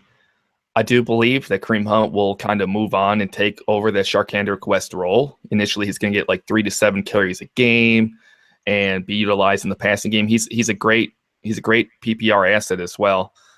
So he's going to be utilized in the passing game a little bit more. Eventually, he's going to work in and share the carries with Spencer Ware. If anything happens to Spencer Ware, Kareem Hunt is going to be – I think he's going to be a superstar. He's going to be one of those league winners. Now, we don't talk about handcuffs as much because it's really easy to kind of mention handcuffs for a lot of these rookie running backs. But if any handcuff is important right now and you have Spencer Ware in the league and you have the ability to get them both, I think Kareem Hunt is absolutely worthy of that handcuff role. But, Spencer Ware is established there in Kansas City. There's no moving him. It will take an injury to Spencer Ware in order for Kareem Hunt to have notable relevancy. At the same time, just expect kind of like passing game situations for Kareem Hunt because he's an underrated receiver. They're going to use him as well, and we know how Alex Smith likes to throw that football. So, yeah, that's pretty much everything I have to say about him. He's going to take over that West role, and it's not going to happen this year, but down the road, he's probably going to be sharing or splitting carries. Spencer Ware and Kareem Hunt. We're never probably ever going to see the end of it. Yeah, I mean, Andy Reid has a really strong track record of having a workhorse back, whether it goes back to Brian Westbrook, Shady McCoy, Jamal Charles. He really likes having that one guy who he can count on, who's a good receiver, good runner, and Hunt's a rookie, so he's going to take some time to kind of cement himself into that role and get Spencer Ware off there, because just based on last year, it looks like Andy Reid likes Spencer Ware quite a bit. So the immediate impact isn't there, but as Waz was saying, he could be a guy 2-3 years down the road where he becomes that workhorse back, where in dynasty leagues, you're going to say, well, thank God I spent a early second round pick on this guy because it's really paying dividends right now. Do you think that also, they got their quarterback of the future, maybe this guy's their running back of the future, and this year they're just kind of like, hey, let's let the old timers in the current situation play itself out. Let's let these younger guys learn the game a little bit. And they're kind of even just thinking in a lot of ways, hey, let's see where we can take this thing. We got a great team, but the future, we got a couple of guys that are the future that are sitting on our bench, and maybe they just kind of, they're a package deal almost, Mahomes and him, and you're just going to see them run the hell out of Spencer Ware, run him into the ground before they run him out of town. I don't know. That just doesn't really seem like an Andy Reid kind of thing to me. I think they're going to have their best players out there. I think we will even see Kareem Hunt in year one. Just like I said, 3 to 7 carries a game off the bat and using the passing game a little bit. But it'll always be Spencer Ware's show until something happens to him. They have such a connection. I know a lot of people are jumping on this rookie fever, and then we have the blurbs coming out where people are predicting Hunt to lead the Chiefs in rushing this year. It's really easy to like Kareem Hunt. I like he's similar to like a Mark Ingram, and I think Kareem Hunt can exceed the kind of running back that Mark Ingram is. But it's going to take time to do that. He's also kind of very similar to Jay Ajayi, but Ajayi is not as elusive as Hunt. But Ajayi is more power than elusive. But Kareem Hunt has these traits that we've seen in successful running backs in order to make it work, and he can be a 3-down running back. He needs the road to be paved in front of him, though. You got anything else for this guy, Heartbeat? Yeah, just he looked really comfortable when he was playing out of the shotgun. I can kind of see him being a Kenneth Dixon type, where it's that kind of guy where we're like, if he gets the work, he's going to blow up. He's going to be a great fantasy asset, but is he ever going to get all that? Is he ever going to get all that work? So, I mean, that's the big question in my eyes. I don't see him getting work his rookie year. I don't really see myself taking him in a redraft, but in a dynasty, I think he could be a good second-round pick, like I said before. But that's all I have on Hunt. Cool. Let's move on. Should be an interesting one to see there. Let's move on to the next running back, and that's Deonta Foreman, and that's 3rd round, 89th pick. Player out of Texas University, staying in Texas with the Houston Texans. Obviously, there's a lot of buzz. This is another guy along with Hunt that right now at this given moment here in this early of the offseason that people are buzzing a lot. And you've got Lamar Miller is a great player that just came over there for his first season with the Texans last year. But a lot of people think Foreman's going to be able to kind of really squeeze in there and get some opportunity there on a good team with the Houston Texans. Where do you guys see him for this year and then moving beyond how relevant dynasty-wise? I think it was the Pyro podcast last month. I kind of spoke about my love for Deonta Foreman. So could Foreman beat out Lamar Miller this preseason? I mean, it's entirely possible. The buzz is there. I mean, we saw Lamar Miller be pretty dull last year. He was very underwhelming. Everyone wanted him to be that 3-down back guy in that workhorse, and he kind of did it, but at the same time, he didn't really do it really well. And Deonta Foreman is the kind of guy that can absolutely push Miller in that role and start siphoning some carries from him. But, that's a fairy tale. We want things like that to happen during the off season, but it's probably not going to happen. But if it did, I'd be like, yes, I not surprised, but that's a little surprised, but it's freaking awesome. But the thing is, it's only going to take probably more dull starts from Lamar Miller in order for Foreman to kind of start getting handed the rock. He's that running back that these old school coaches want. There's hope with him, but as long as Lamar Miller is a roadblock, it's going to, degrade his value a little bit. But Lamar Miller, I don't think is as big as a roadblock as, Spencer Ware is to Kareem Hunt. I know it's easy to think so because a lot of people are still looking at Lamar Miller as that kind of running back that he was in Miami, and the fact that he is somewhat durable, the fact that he's got that job locked down. So I don't know. I want Foreman to kind of start taking that role. I mean, for Foreman over his last 2 years at Texas, he was given 11 or more carries in a game 14 times. And in each of those games, he ran for 100+ yards. He's so efficient with the football in his hand. He knows how to get yardage. He knows how to score touchdowns. But he also is a fumble machine. His 6 fumbles and 6 lost fumbles last year is super concerning. But surprisingly, I guess he had a broken hand a few weeks into this 2016 season, and his fumbles didn't really start happening until like halfway through the season. So we could hopefully consider the broken hand issue the reason for his fumbles. We'll start seeing that right away in the NFL level, because once these dudes start hitting him, if he starts losing the football, we'll be like, nope, that fumble issue is for real. And that's probably the biggest red flag for Foreman. Yeah, I mean, Waz and I are both really high on Foreman. I remember a couple of Twitter back and forths we had where we were just like, oh, Deonta Foreman, RB1 in this class. It's just like, so the love is there. And I really like the matching with Lamar Miller. As Bill O'Brien came out, he said in the beginning of the season, they gave Lamar Miller way too many carries, and they could see that at the end of the year where he was really wearing down. They couldn't get as much out of him. As Le'Veon Bell said, he didn't have that burst. So, I mean, I really like the match. I could see them doing almost a 50-50 split where Foreman's kind of the first down, second down guy. Miller comes in on the longer plays, 3rd and long. He's kind of the change of pace back, the speedy back, and Foreman gets the goal line work. So he does have flex RB2 upside in his first year. And what I really liked about Foreman, I really liked watching his film. he never seemed to break away from anyone, but he seemed to have that Le'Veon Bell kind of like get in the middle, be patient, work your way up the field, and, you know, kind of like do that 2-hop dance up for 6 yards every time and then always falling forward. So I really like him. I could see him down the road being a featured back with Lamar Miller there. Lamar Miller's still going to get those touches, but I could really see him having an immediate fantasy impact, especially if Bill O'Brien buys into him. And here's something that's important as well. Lamar Miller could be out of Houston next year. I know everyone sees this contract that Miller has, but I do believe he's not guaranteed anything next year, or he's guaranteed a very low amount where it would be if Foreman plays good enough and Miller is just kind of being a roster clogger and he's just, you know, the Texans are losing money on him, they're probably more willing to cut their losses, sell Miller while he's still young, and kind of consider a workhorse, get some draft picks, and give Foreman the football. So I'm buying Foreman, projecting him to be like the guy for sure in 2019, but more than not the guy next year. So I'm that's kind of what I'm banking on. That's how I'm buying him right now. And his value or his price right now is good enough where reaching for him makes sense, because a lot of people aren't jumping on him as like they are Samaje Perine or Joe Mixon or even like a Kareem Hunt. So Foreman's affordable.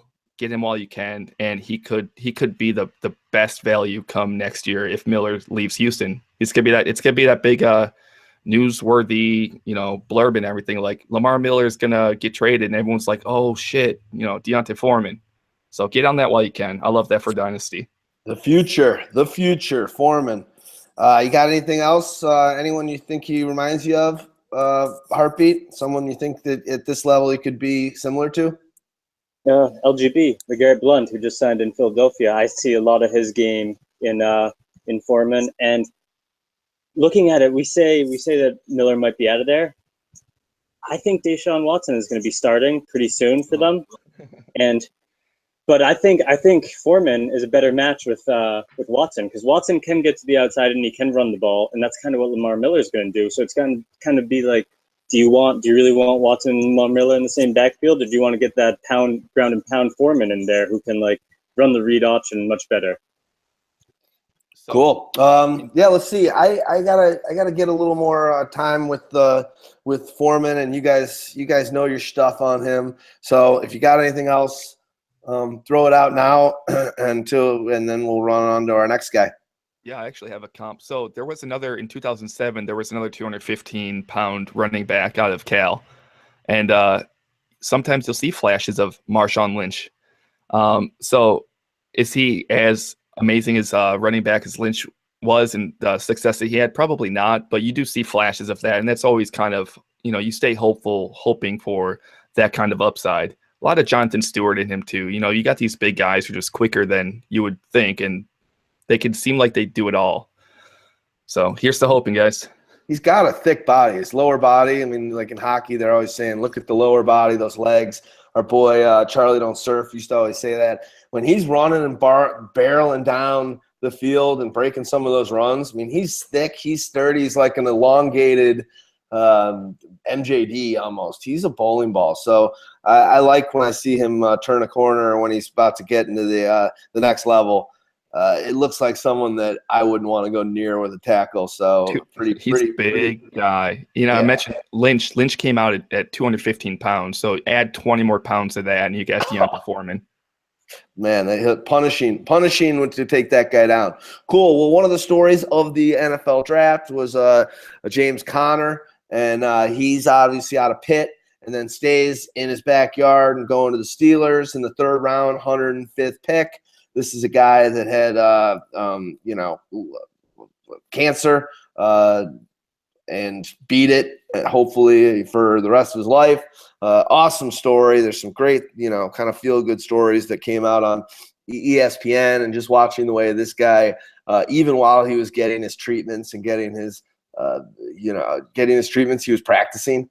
So he would get, his therapies, chemotherapy, and there's video of him practicing with the team, not changing up with his mask on and all that stuff, and just badass. So They like him. They say this isn't some sort of like charity pick for the fans and the neighbors. This is a guy that they think will be a great backup to Le'Veon Bell. And the last thing I'll say is there lies the issue for the moment. Bell can get banged up and miss some time. If that happens, then Connor has a great situation in that offense. But I think Le'Veon Bell is everyone's number one pick, so you've got a lot of talents in front of you. The expectations are going to be pretty low. Yeah, and for a charity pick, you just don't make charity picks in the third round. You know what I mean?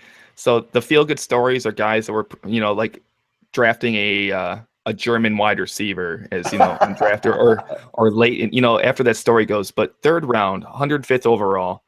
So to kind of give a little backstory about, James Conner, for those that don't know, 3 years ago, James Conner was talked about as the top running back in all of college. But then, he had in 2005, he kind of fell off the track because he was battling cancer. But when he returned in 2016, he scored 20 touchdowns, and 4 of them came as from receiving. But for some reason, the media and the whole hype around James Conner it started disappearing. But at the same time, if you start looking at the numbers for his size and his weight, his 40 time, his bench reps, and his 3-cone, he's just up there with Joe Mixon, Deontay Foreman, Samaje Perine. So while James Conner is becoming a little bit of an afterthought, is a little bewildering. And not to mention, I don't think it's just going to take an injury to Le'Veon Bell to make James Conner relevant, because you have to consider, is Le'Veon even going to be back next year with the Steelers? I know it's kind of a crazy question to ask, but it's really not that crazy if you consider it. Is he really going to get 2 franchise tags, with Big Ben kind of going into retirement? Is this really going to happen? We could see Le'Veon go in the near future.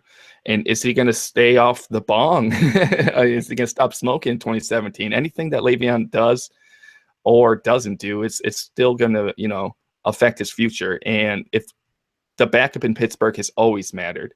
So if something's going on with Le'Veon, James Conner is immediately an RB1. It's just bound to happen. His talent is undeniable. His story's great, but it is so much more than a story, like you mentioned. It's not a charity case. This dude can fucking ball out, and I'm looking forward to it. James Conner isn't on another planet compared to some of these considered top tier running backs, and I think he's going to prove his worth sooner than later. Yeah, he's one of those old school Pittsburgh Steelers running backs he's not super fast. He has the strength, but I mean, he's going to be one of those guys that you just hand the ball off and say, go get it. He runs angry. And on top of that, in 2014, he started the season off by tearing his MCL, and then he got Hodgkin's lymphoma. I mean, that's like one of the hardest breaks you could ever imagine. And the fact that he fought back and he got back to be a high-level college running back, and he got drafted in the 3rd round, he's more than just a charity pick. He's going to come into work every day. And Le'Veon Bell, hands down, the best talent at running back in the NFL, but he does have some problems. He has some character concerns. He's always smoking weed. His next suspension is a year, I believe, right? And I think it's 10 games. 10 games, yeah, it is. But it's most of the season. You're not going to take him as a first-round pick with 10 games. So you could see Connor coming in, but they also have Niall Davis they brought in. They have Fitzgerald Toussaint, and I believe they still have Carlos Williams. So does James Conner slide into that spot over them? Yeah, I think he does right away. He's the backup. Yeah, I think so. I think so too. I hope that Le'Veon Bell is not stupid enough to be hitting the weed. You can wait on that, but because that guy's got a lot of paydays ahead of him and a short, fickle window. So we'll see. Like you say, I think you made a great point. Was the second running back in Pittsburgh is relevant. Look at what D'Angelo Williams has done the past handful of seasons. He's gone now, so you just know that something's bound. Whether it's even just a character thing with smoking dope, he gets injured. I mean, there's not a guy that's been injured more at the running back position, in all honesty. Last year was really that first season that he kind of really was able to stay healthy. And I guess he missed those 4 games, but that was a suspension. So he was that's the first year I can remember him staying healthy, and he's always kind of banged up a little bit. You know, like D Wade kind of comparison that you brought up a little bit earlier. So James Conner should have some opportunity. We'll see what happens there. Is there going to be a new guard? And I think that's a great point that you also made, Waz, about the fact that maybe Bell's on his way out. Maybe this team is going to have a little turnover. We'll see. But good story. Wishing the best for this kid. Good kid, hard worker, and seems like he wants to make his impact in the league. Let me know if you guys have anything else that you want to throw out on this guy, or we can move on to one of the darlings of fantasy football out of this rookie running back situation right now. No, move on. Yeah, just that he's a definite must grab if you have Le'Veon Bell to handcuff him. Just in that case, because you said Le'Veon wasn't actually healthy last year. Couldn't finish that championship game against New England because he had no burst. Yep. So I mean, he has I think that was his hip. Hip or hamstring. I'm not. It was an undisclosed injury. He never really said what it was. String. It was not an undisclosed injury. I just pulled that out of my ass. But yeah, Le'Veon, we haven't seen Le'Veon play 16 games in a long time. So he's definitely a must-grab at the end of your draft. Cool. Good call. Let's move on to Samaje Perine. I know that you guys love him. Everyone seems to be way on this guy. He's essentially been handed the perfect opportunity within the Redskins offense. Rob Kelly is the number 1 running back last year. There's no way that people don't think that this fella out of Oklahoma is not going to start the season ahead of him. Out of the 4th round, 114th pick. What are your thoughts? Tell us a little bit about what we should watch out with Samaje. I love this. I love this kid, Samaje Perine, man. Of all the hot spots or the teams that were in need of a running back that we were watching for a lot of these guys, Fournette or Mixon or McCaffrey, I think the Redskins were the only ones, and Perine and Washington was the only kind of perfect connection, I think, because they were in desperate need for a running back. Robert Kelly is awful. Chris Thompson is a 3rd down running back. Perine is at least of a 2-down back, and he'll be in 3rd downs to block because he can block really well in pass protection. He's on the field a lot, and that's what you want in a fantasy running back, someone that's going to be on the field more than not. A perfect comp for him, and you're going to hear this probably a lot, Samaje Perine is like the Jordan Howard of 2017. And I think it looks pretty clear that Perine is going to be the starting opening day running back. Everything looks right. But if for some reason Robert Kelly's starting, I wouldn't be surprised because stranger things have happened in the NFL. I don't think Robert Kelly can push Perine. I don't know how that's going to happen, but the media says it's still going to be Robert Kelly, blah, blah, blah. But I think a lot of people are starting to come around on Perine a little bit more. The Redskins have a solid offensive line. They'll have a solid running back talent on the roster. They got their quarterback still. I see good things for Washington, and I think the running game is going to be utilized a lot, especially if Perine's there getting the ball, 10 to 15 times a game at least. So, yeah, I brought up Jordan Howard. You see so much Jordan Howard and Perine. They run and move the same way. They're power runners who read their blocks, and they find space to roll out when they need to. When the defender tackles them, you see the defender get blasted. I love watching him run so much, and I think we're going to see great success from Perine, similar to what we saw in Jordan Howard, as long as Robert Kelly kind of isn't in that starting role for whatever reason. So I'm all in on Samaje Perine in season long and redraft this year, and especially in Dynasty. I love the hell out of him. Yeah, Fat Rob seemed kind of like a mistake last year. He was an undrafted free agent. Matt Jones is trash, and he kind of just fell in their lap, and they're saying, okay, kid, go out, run with it. They kind of wanted to put some tread on his tires. I don't see Fat Rob playing that much of an impact.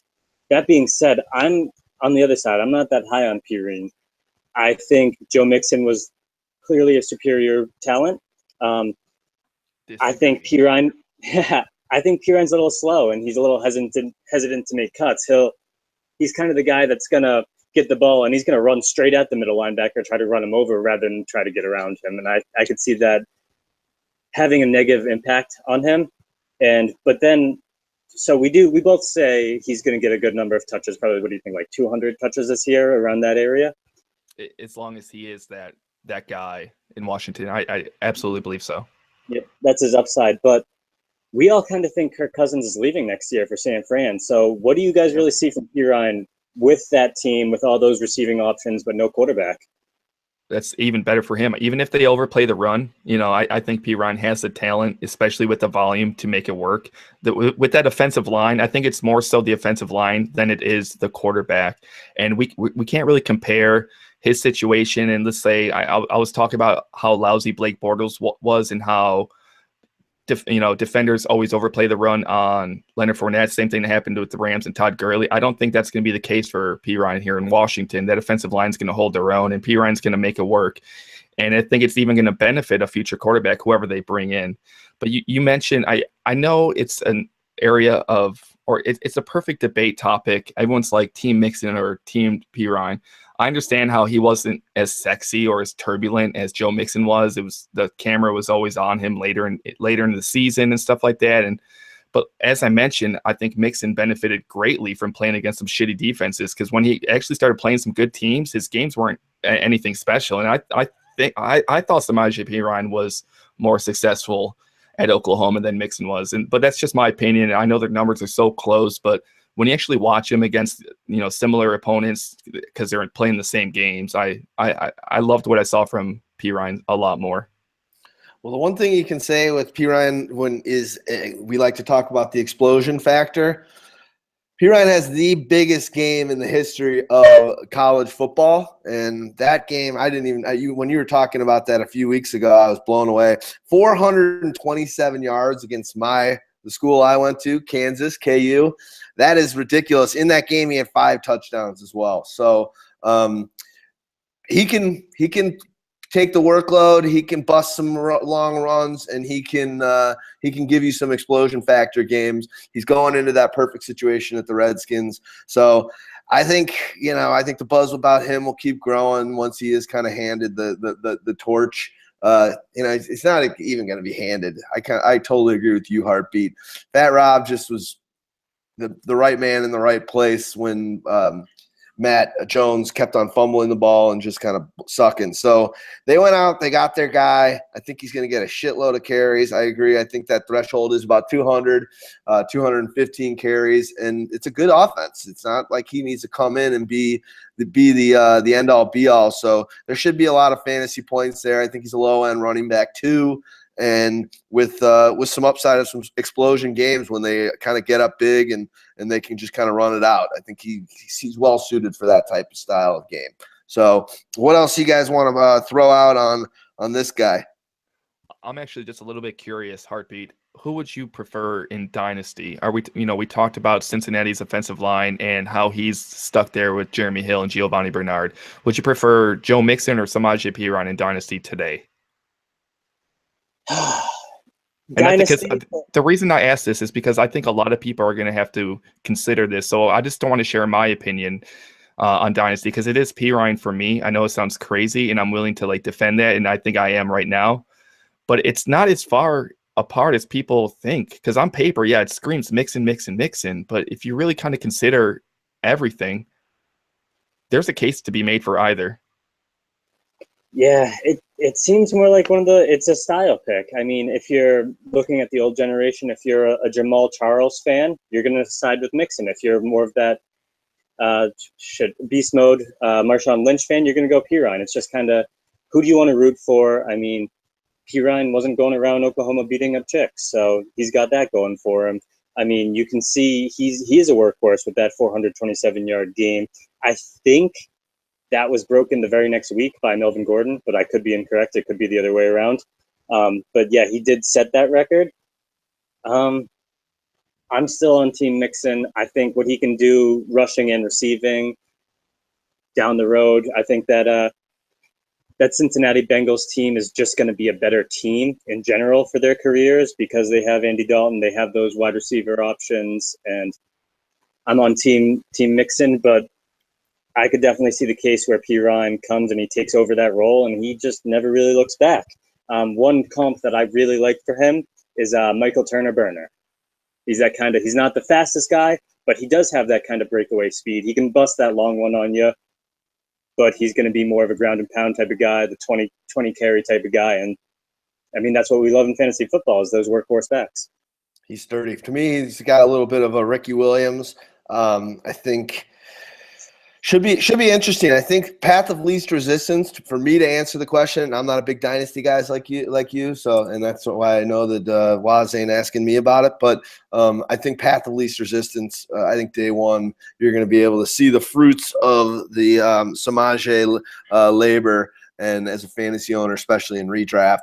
I think just this year, 2017, I'm going with P. Ryan. So, you guys got anything else, or should we move on to the next dude? No, let's move on. Move on. Joe Williams, San Francisco, another fourth rounder. Like I said at the beginning of the show, a lot of good talent here for fantasy football going off in the fourth round. This kid's out of Utah. 49ers obviously have Carlos Hyde, who for some reason is getting a lot of hate around the interwebs and around the industry. But even last year, missing a few games, just short of 1,000 yards, had a pretty good season. Finished 15 overall in standard format. So I just don't think with the buzz with Joe Williams is you've got Carlos Hyde sitting there. They also signed Tim Hightower in the offseason. You know, he's more of a layman and kind of just a pedestrian kind of guy, but he's gonna get carries. You can count on him. He's a savvy guy. He's not gonna fuck it up for you. So you just don't know in year one with Shanahan what's gonna happen. But there's a lot of mouths to feed. So the buzz with Joe Williams, I think you temper it and pull it back a little bit. What do you guys think? I mean, yeah, Joe Williams, he's a solid NFL talent. He's a running back that is going to make dude just fine at the NFL level. You got that 4.4 speed at 210 pounds. You're going to be effective one way or another, especially with Kyle Shanahan. He doesn't have that great agility. You know, even watching little kind of a few plays during the East-West Shrine game, he didn't look good at all, though. So, I mean, I don't think he looked terrible, but there was nothing to be wooed or amazed about. On paper, he's average to good. On tape, he's productive, though. So, and I think that's exactly what matters. As long as you can kind of see productivity from a running back, especially in a Kyle Shanahan offense, it has value. The thing is, even with a little bit of these negatives, John Lynch and Kyle Shanahan, they fell in love with Williams, and that's why they traded all the way up to the fourth round to take him. They consider him a solid athlete at running back. They consider him someone that's going to be around for a little while. Do I like the move? No, but you have to trust the way that they're kind of building their football team. And it absolutely does take Carlos Hyde down a notch. I'm not sure what's going to go on there in that backfield. I'm trying to avoid it. But Joe Williams, he's the kind of talent that can, supplant Carlos Hyde and own that backfield. But I don't have a lot to say about him. I don't love him, but I do believe that the situation is favorable. Yeah, I mean, he is that Kyle Shanahan one cut type of runner. He's not Alfred Morris. He has blazing speed. You can't catch up to him if he gets away. I remember watching a game where he had 4 60-plus touchdown runs. I forget who they're playing against, but that was just amazing to watch. And, I mean, you heard out of, the CSN Bay Area, they came out with a report that said Joe Williams might be the day one starter. Then the next day, Kevin Jones on Twitter says one of the 49ers assistants said Matt Breida is the best rookie running back in camp so far. So, I mean, it seems like John Lynch is kind of throwing up a lot of smoke screens, and it's just going to be Carlos Hyde that gets the job, and they're just kind of like trying to throw diversions at us. One thing I will say is he's a game breaker. If he gets even the smallest hole, he's taking that to the house. So I really like that. But is he going to get the opportunity? I don't know. At some point, though, the fact that they did trade all the way back up to the fourth round to take Joe Williams, they are going to be hard-pressed to prove why they did it and how smart their pick was. They want to be these masterminds, these offensive masterminds that know know the talent of the prospects that they are drafting. And on some level, we have to take that seriously. So I don't think it's all smoke screens. I do believe that they have use for him, and they know what they have in Joe Williams, and they will prove their pick and save their face and continue to be those kind of young, metrics driven, very smart offensive masterminds who know how to utilize the talent. So I don't know. I have to take it seriously.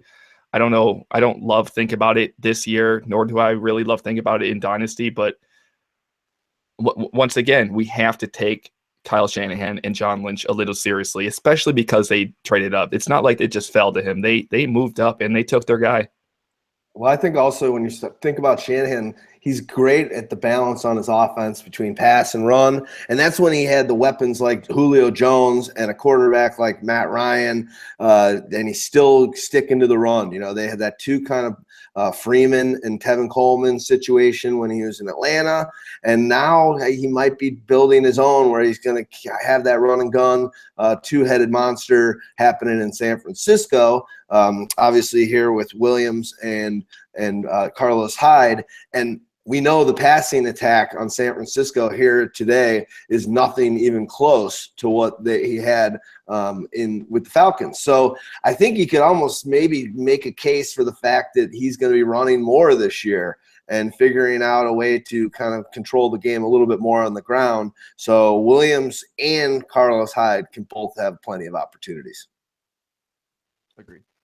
Yeah, one thing I'll say is he retired from football for a brief period of time in 2016, but then in the when he came back in his final 7 games, he averaged 27.5 touches per game. So he has the ability to be that kind of workhorse, carry the big load, and Carlos Hyde is gonna get injured at some point this year. If he gets injured towards the middle of the season, where he typically does, and he misses those 2 to 3 games, you could see Joe Williams take that role away from him because. I mean, you heard the stories about Kyle Shanahan pounding the table saying, let's take this guy when he's not on John Lynch's draft board. And Kyle Shanahan, he is kind of a running back whisperer. So, I mean, you could see him taking that job and rolling with it. So, I mean, where do you guys see him? Does he have independent value, or is he only a Carlos Hyde handcuff? I think he's going to slip, so he's got value. I don't think this is a player that's going to go super high. So you're taking a flyer on him in that same way as over the course of the past few years. Jordan Howard in redrafts went undrafted last year. So why not take a flyer on a guy that's got some opportunities to do some good things? So I think you take a late round flyer on him, no doubt about it. I mean, look at it's the same as David Johnson, 2 years ago or whatever. He was, he was a guy that was going super late in redrafts. And then I think his first play of the game, he has a touchdown. Obviously, his season 2 years ago wasn't like last year, but I think you definitely, why not? We always say, do you want to just go and grab some middling guy that's going to be, who would you rather have? Some okay dude that what you're going to get, and it's got a low ceiling and a high floor, or do you want to maybe roll the dice? And if things click and Hyde, like you said, going to get hurt, does get hurt, and this team's a little better than people are giving him credit for it here and now, and all of a sudden you got yourself a stud. Not too high though. That's a late. This is a teens round pick I'm talking about. Mm-hmm. You can start thinking about him in the 12th, 13th round, about that area, because he does not have any guaranteed workload. Not while Carlos Hyde is there and healthy. And I think Hightower will get more than Hightower signed there for a reason. I think he's just got that slow and steady game that's gonna actually get plenty of carry. Do we have anything else we want to talk about with Joe Williams? Please no. Please no. All right, let's move on from him. Is he a quitter or not? Let's find out. Jamal Williams, Green Bay, got Lacey leaves. And they actually, the Green Bay drafted, I think, 3 running backs in this draft. Jamal Williams was the first, another 4th rounder out of BYU. So two guys here, kind of both from Utah, we're going here, and I love what I see out of Williams. I think I said it on a podcast a few weeks ago. Maybe it's just because he wore number 5 in college or whatever, but I think his body and his elusiveness and just kind of the way he runs, it reminded me of LaDainian Tomlinson when he was on the Frogs back in the day. Am I giving him way too much credit? Of course. He's not going to be a LaDainian Tomlinson. I think he was a top 5 pick when he came out ages ago, and he's a Hall of Famer. But I mean, just the way that he was able to get going and do some magic in the limited film that I've seen of him, it looks like he could be the perfect option for what Green Bay wants to do. I know Ty Montgomery's there. I know that everyone is high on him, but I just don't see it. I have not bought into the fact that Ty Montgomery is a running back and is going to sit there and get a season-long ton of carry. I think he's going to, as time goes on, he's going to become more of just another gadgety guy. They're going to be using him more out of the backfield as a receiver, and they're going to be using him as an H-back, splitting him out more. I love him in that role, but I think he just by default last year, because Stark was hurt and Lacey was hurt, I think he just became the running back out of necessity. And I just don't see that now that they went and got a bunch of these guys in the draft. I think that has changed. And I like Jamal Williams a lot for that reason. And I know that quickly I'll just say Stag Party loves the other guy that they took a little bit later, I think around later, and Aaron Jones. So what are you guys thinking, just maybe for starters, what is this a guy that's going to get on the field this year? Well, I mean, I think drafting 3 running backs is the most important thing to look at, because that kind of gives us an idea of how the Packers feel about rolling out with Ty Montgomery as the running back.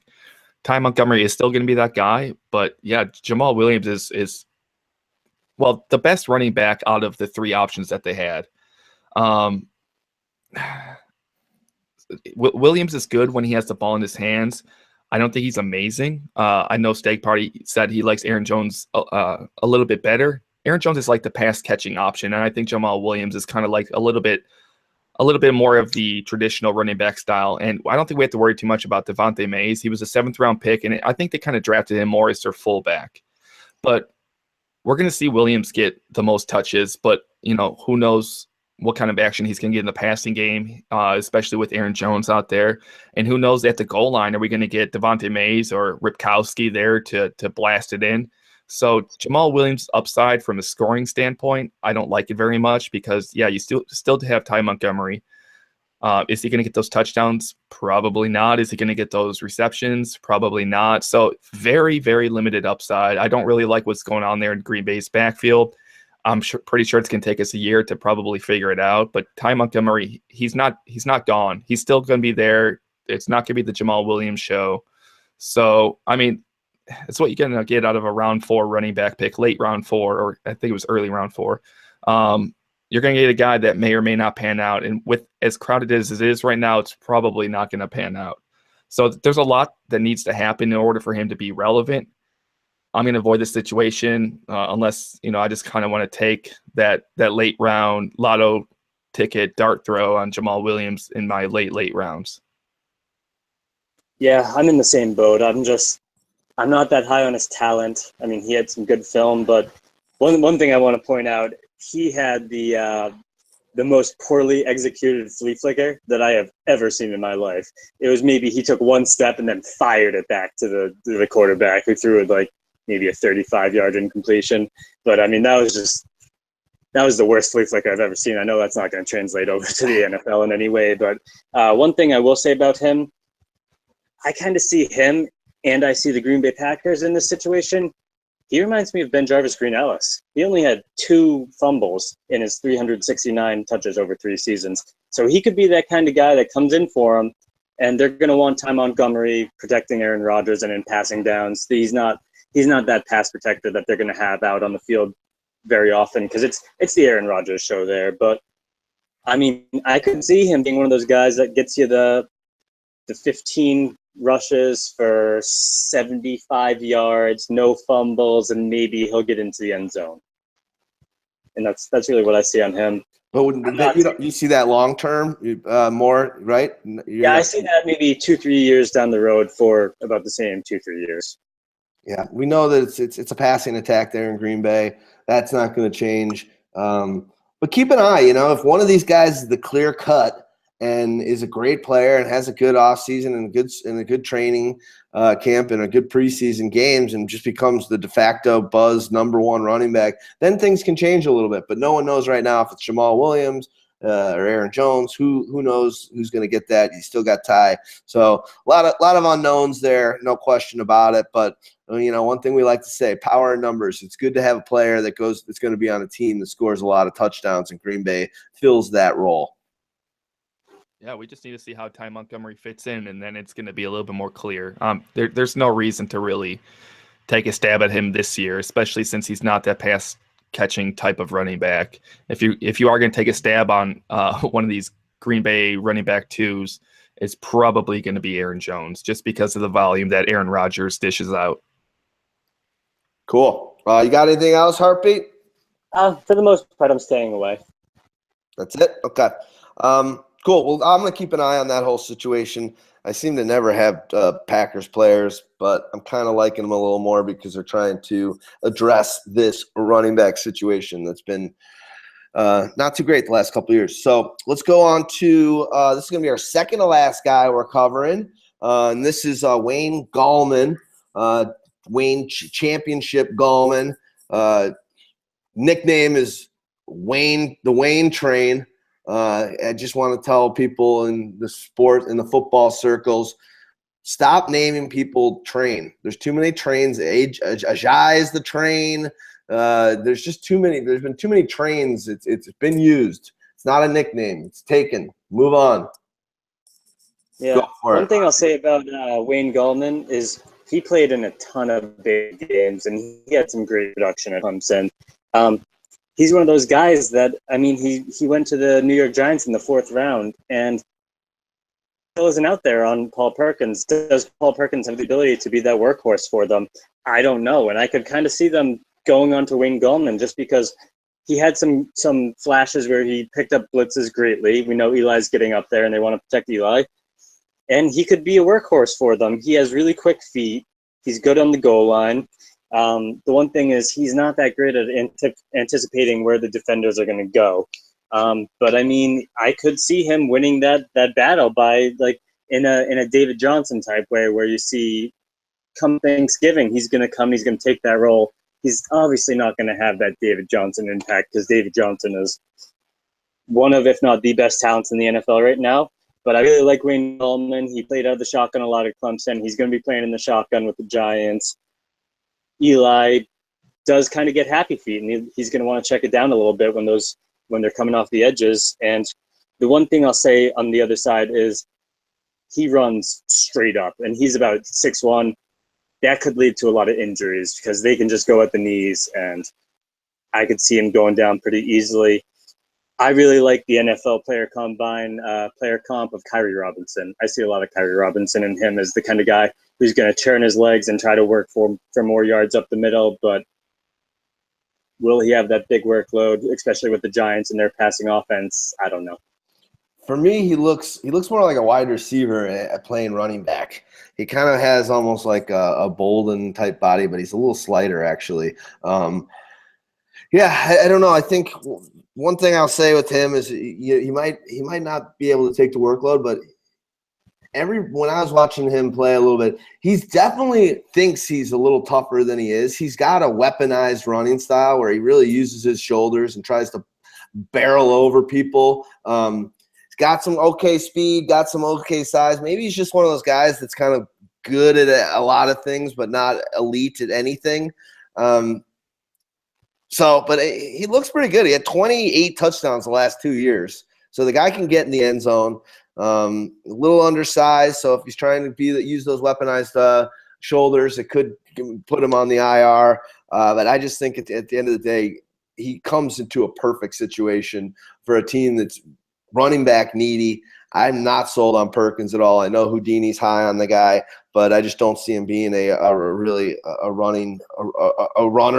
a 3-down back in the NFL, where I do think Gallman has a better chance to do that.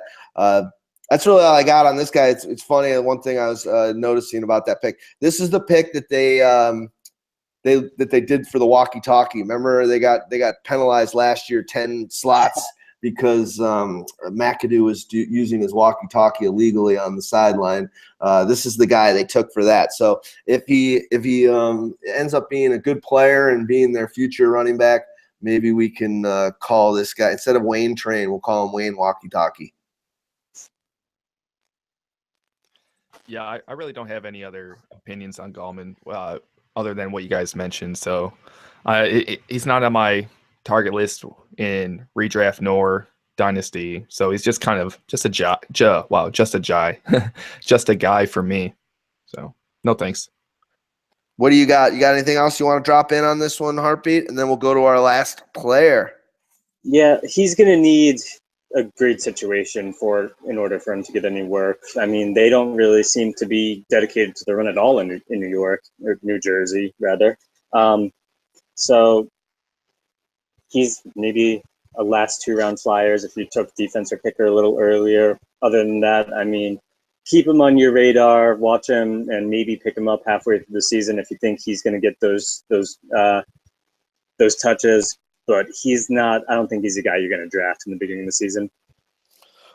Cool. Last thing I'll say about him is in the 20-yard shuttle in the combine, he's around the same range in the shuttle as Christian McCaffrey. So he definitely has some real quick speed and some quick top speed. He can get going pretty good. I don't know. I feel like the guy's a good football player. I just don't know. I feel like he's out of position almost. It doesn't look like a running back when I'm watching him.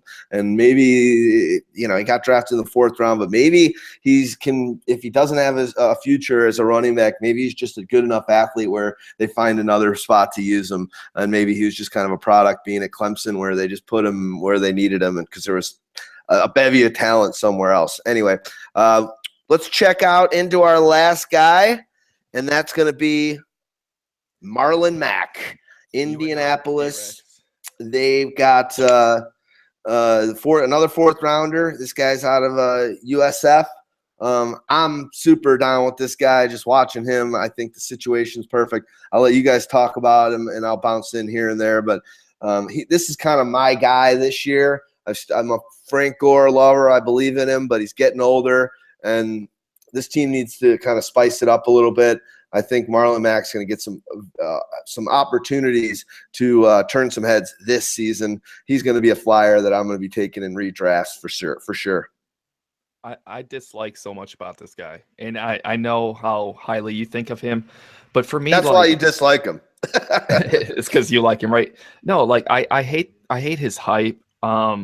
It's just because he is the running back that went to Indianapolis, and by default, it's just gonna shoot him up.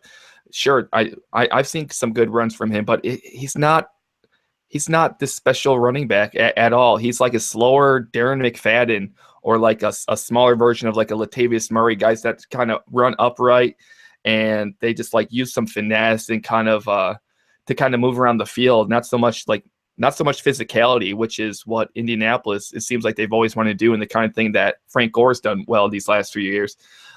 He's just an average size running back with an average speed and average to below average hands. He's not a very useful, I think, passing option. So I mean, sorry about the dogs there in the background. So I don't really know why the Colts didn't do anything else to address the running back situation. They know that Frank Gore is he's deteriorating or waiting for that hip to pop out. But, after Frank Gore, you got Robert Turbin and Josh Ferguson. I think Marlon Mack is just another one of those guys behind Frank Gore, and that's all they are to me. So I don't think the hype is warranted at all. People are just seeing like a more immediate opportunity there because of Frank Gore, but Frank Gore's probably going to keep running for another 16 games. We may never even see any Marlon Mack this year. So we're hoping for touches. I think everyone's kind of anticipating touches for him as soon as Frank Gore disappears or goes down. Sure, he has a shot. It's something, at least the fact that, knowing when Frank Gore is going to fall apart or slow down, that's probably the only value he has, but that's not a franchise running back. That's not a guy who's going to be tearing it up. And if something happens to Frank Gore, I could see them bringing another. They haven't brought in like a veteran, because they would have brought in Jamal Charles if I thought that. I don't know. I hate it. I kind of cringe when everyone's just like, not because like guys like you love him, and sure there are things I like about him as a runner, but it's going a little too far, and I kind of cringe because he's going ahead of much better prospects, and it's just silly. I'm sorry. No thank you from me. I'm totally off board, and I hate everything about it. I'll say one thing. You said height, speed, he's got a good height. He's 5'11". He ran a 4.5. It's average. Yeah, I mean that's average. Like that's it. So he also runs upright like a gazelle. You see the finesse moves. It's the same reason why I fell in love with Latavius Murray. I get it. But he's 6'3". But he ain't. He's 6'3", so I get it. I hate his height. He's 6'3". That he's tall. But this 5'11" is like the perfect height for a running back. Yeah, but Marlon Mack 4.5, so I just don't really hear those arguments too much. He's still running upright though for a 5'11" running back. He runs way too upright. He relies on his finesse and running like a gazelle, and there's not that physicality that I think Marlon Mack needs in Indianapolis. There's not. I don't think it's going to work out for him there. The only thing I remember that I'll let you go on Heartbeat is I don't know the stat off the top of my head, but on our show that we did a couple of weeks ago, our rookie show, he had something like 8 60-yard runs last year. Mm-hmm. So the guy can bust. He might be upright. He might not be the sturdiest. He might not be your favorite guy, but he can take it, and he can break that on. So I like that about him. I'm seeing here that the NFL Combine player comp was Denard Robinson. I don't see that. I think Denard's a lot different, smaller, but we'll see. I like it because of the situation. I feel like this team just needs something. They need to do something differently, and I know that Gore's been great. He's had a good 2-3 years with the team, but the team is kind of in a stagnant zone right now, and they've got one of the best quarterbacks. So I just think he's gonna get that opportunity as a result. Go ahead, Heartbeat. And I'm speaking this year, redraft. I'm thinking this year he's got it. He's got a good opportunity. What do you got? Real quick. I mean, that's what I mentioned, though. I mean, that's what we have to look forward to is like you need Frank Gore to go down or slow down. There is something to look forward to with Marlon Mack, but I think he's just being kind of overvalued because of that situation. That's all. I mean, he's an okay enough running back, just not NFL franchise running back, I don't think. Not a guy. I disagree with you there, Waz, on the talent. I think he's one of the best athletes in the draft class. I mean, he has the ability to do it all, but he looks really raw. I watched his film, and USF is not a very good team. They were playing teams like Florida State, and that offensive line, they were just getting pounded. Like, he was getting met at the line almost every play behind the line, and he really had to do it all himself there. So is any of the game film that we watch, is that realistic? I mean, we know Indianapolis doesn't have a great O-line, so that kind of transfers over. But is the film that we got, is it kind of like David Johnson, where he was just so much better than the people around him that you can't always see it because there are all those misplays that are made by other players? That being said, is Frank Gore human? He's 34 fucking years old, and he's still playing running back. And I could see him playing for 2 more years, and I don't think that's crazy. Like, he lost a step, but he's not a bad running back still. Like, we're looking at him, he's fallen to the 8th round, but he's still a solid RB2, and I don't really see that changing. Marlon Mack, the big question. 12th last year in standard, so Gore is timeless. Another friggin' 1,000-yard season. But I'm banking on, and I don't want this to happen. He's the ageless wonder, but I'm banking a little bit on the wheels have to come off on this guy sooner or later. Yeah, and kind of what D-Rex was saying before on the 60-yard runs. Last year, he had 1,182 rushing yards, and 52% of those yards came on 15 runs. So I see kind of that Isaiah Crowell player comp where he's gonna break a few big ones plays with that not so great offensive line. You could see him be one of those like 4-yard per carry guys, but it's 1 yard, 1 yard, 1 yard, 1 yard, 2 yards, 15 yards. And that's kind of what I see with him at the next level. I completely agree with that assumption. And sorry, I'll shut up and let you go for a minute. I completely agree with that. Last thing I'll say is it could be boom or bust on his carries. Could be in the backfield, tackled plenty of times. Last thing I'll say on him was a freshman, started his freshman year, had 1,000-yard 3 years in a row. I just kind of like this guy. Hasn't been overworked. I'm done with him. I know that he's my favorite guy, so I got to get my 2 cents in on him. What do you got, Wazman? Yeah, Newt, you're not alone. A lot of people like Marlon Mack. I can't connect with that. I think one word that really works. I mean, I think Heartbeat mentioned, you said it was Isaiah Crowell. Isaiah Crowell is a very useful running back for his situation. I think Marlon Mack is probably just that in Indianapolis. He could be useful. He needs a little bit of a downfall from Frank Gore to make it work. He fills the hole well in Indianapolis. I just don't think he's anything special. I think okay, so we talked about the games that he did at USF, and his toughest opponents probably at USF were Florida State, South Carolina, and Temple. And in those 3 games, he only rushed for 42 yards, 50 yards, and 62 yards respectively. So I know that's only 3 outputs. I guess I didn't devote as much time as everyone else, is because I was turned off almost like right away. And it was more so the hype that kind of made me kind of like, I don't get it. And I just kind of wanted nothing to do with it. But there is something to hope for there. I'm not buying. There's some people buying. The situation can happen. It could happen this year, and it can happen next year. I'm just going off of my opinion, and I am kind of the contrarian to maybe the majority consensus. So take my opinion with a little less value than those with the rest of the people that are on board with him, like Heartbeat and D-Rex.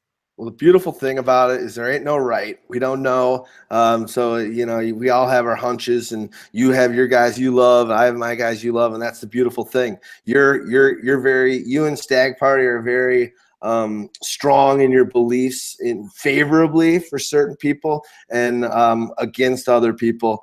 And that's awesome. That's what beautiful thing about being here on Pyro and why we're talking through this. There's no toting the company line. We're not. I listen to so many podcasts where it's like, yeah, I agree with you. I almost think it's refreshing when I hear you guys like, I totally disagree, because I want to give some of these people out there that are listening 2 sides of the coin and let them make their own decisions, look a little deeper, pay attention in the off season, have their tiers being changed. And it's funny, like doing your tiers from each round around. Some guys move literally 20 players. You'll just be like, I was really high on this guy, and like I'm soured on him. So please just keep on liking the guys that you like, and that's why we do these podcasts and why we do these video casts and all the information we give to our fantasy people over the course of the season. Let them make their own decisions. Give them every side of the coin. I think the best case situation for him is somewhat similar to what DeMarco Murray said to Ezekiel Elliott. Just follow Jason Witten around, learn from him. He's a great pro. I feel the same way about Frank Gore. I feel like if he follows Frank Gore around, kind of learns that ability to be a pro, I think Max could be a good player. He has the physical abilities. One thing is he's really raw. I saw a lot of his film.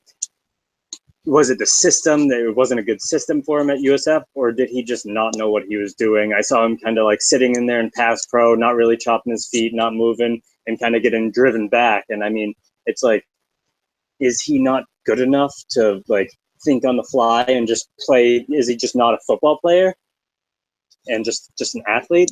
Or does he have that ability and he just was never taught what to do and he just had such a bad team around him? So, I mean, I don't ever think he's going to be a featured back because of that big play. And then he's not the kind of guy that you want to kind of give the ball to 20 times a game. So, but he could be one of those good change of pace guys. I'm not super high on him in Dynasty. I think Frank Gore has the team for this year, maybe next year. But I could see him being a decent fantasy asset down the road, one of those guys that we consider a Duke Johnson type, not as much of a receiving running back, but kind of that role where he's coming in on third downs and he's going to be the change of pace player.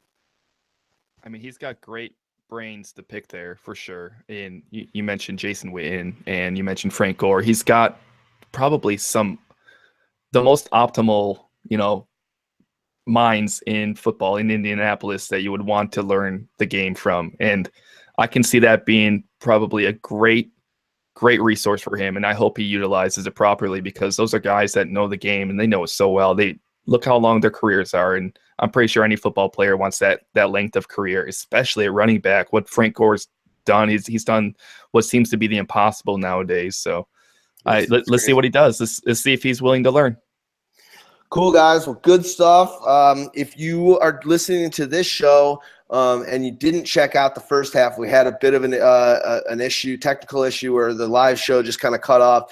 I'm going to try my best to merge both of these, so there's one video, and we'll post that. If I'm unable to do so, just know that there is another video at the beginning of this where we cover Fournette, Christian McCaffrey, Cook, Joe Mixon, and Kamara. So thanks, boys. Enjoy the rest of your Sunday. And for you guys listening to us and watching us, I'm so used to doing a podcast. If you're watching us, I feel sorry for you. Sorry, guys. Yeah. If you just played the video and you got it going and you got something else on your screen, you're probably a good move. We've got faces for radio. But awesome stuff, guys. Love learning and talking fantasy football with you. As we said, rookie running backs. Rookies making an impact in fantasy football. Stick with us, Pyromaniac.com. A lot of good changes happening. Been great to see. We've actually had a few people buying the Pyro Pro package, year-long package over the past few days. So you can just sense the fantasy football engine, and the community is getting all amped up for this. We're a year-round beast. So only fantasy football with a site, Pyromaniac.com. Stick with us. We'll help you dominate and annihilate the rest of your league mates. All right, guys. Thanks so much. I'll talk to you later. Good stuff.